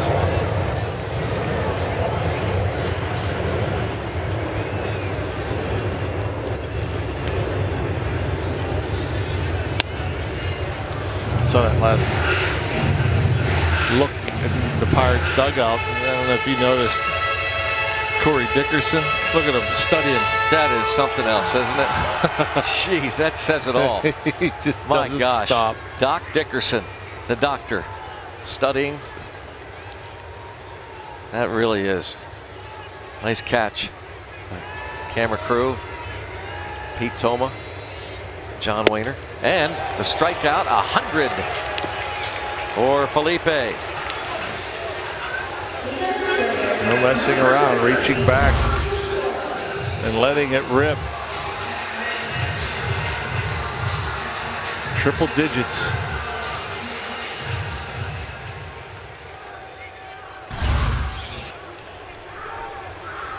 Top of the order, here's Michael Conforto. Needs a hit to extend his hitting streak. Currently it's 7 straight. He's been on base twice. He's also struck out twice. A couple of walks, a couple of Ks. 100.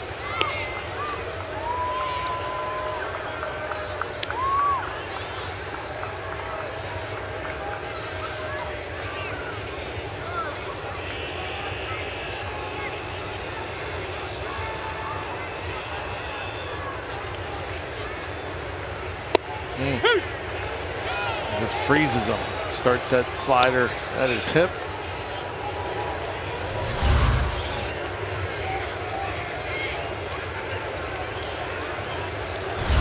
Throwing that hard, you have that big sweeper of a breaking ball. Even when you hang it, it's a good pitch. Oh, 101 up and in. So obviously feeling strong tonight.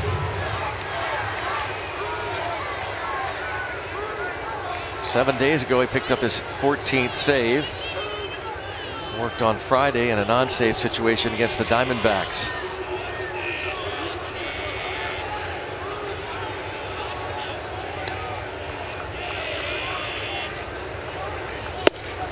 Blew it away. past Conforto. And this is impressive stuff. I mean, this is what we're used to. This is what we saw all last year from Felipe, just overpowering hitters, making it look easy.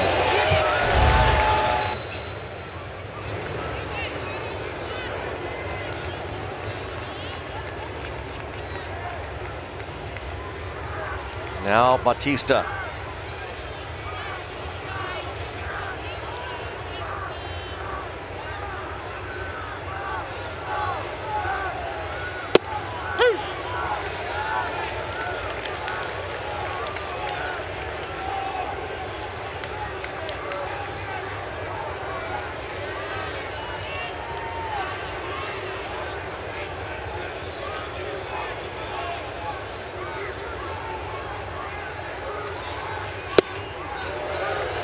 Oh, and 2.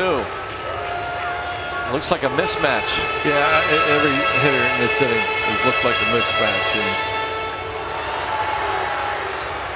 And that's just amazing when he's on. Has the breaking ball, has the changeup, has triple digits. Yeah. Doesn't matter if you're tipping. Yeah. 100 up and in. I think this is the 3rd game this season we've seen 100 plus from Felipe. He's not shown it every night, but he's got it tonight. 1 and 2. One more pitch to wrap this thing up. And now we'll do it again.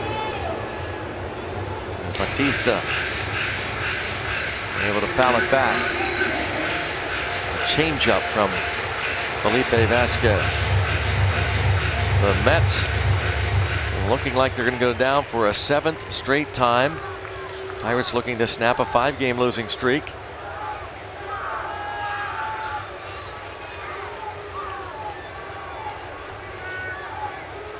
Will this be the last pitch of the night? Nope. 2 and 2. I mean, can Bautista catch up to 100 miles an hour upstairs? That's what I would expect. It's just above the belt. Over Flores home run got the Mets to within 1. Pirates added an insurance run on the top of this 9th. That will do it. A called 3rd strike. Raise it here in New York to start the road trip with a W over the Mets. Felipe earns his 15th save. Gregory Polanco homers in the ball game. A solo blast that got the Pirates up 2-0. Starling Marte scores 3 runs as the leadoff man. Josh Bell hitting 2nd in the order in an opposite field 2-run homer that gave the Pirates a 5-0 lead. And again, they win it by the final score of 6-4. Yeah, the lineup changes worked. The Pirates breaking out with 6 runs, and Jameson Taillon worked. Him pitched very nicely through 6 innings, and after back-to-back doubles to lead off the 7th, came out of the game, and then a little iffy there after 4 straight scored in that 7th inning, but then Crick and Rivero closed the door. But it's nice to see the offense and the Pirates playing with the lead an entire game. So the Pirates win it by a 6-4 count to start off this road trip. And Jameson Taillon does get the win. Felipe, his 15th save. We'll send it back to the studio in Pittsburgh.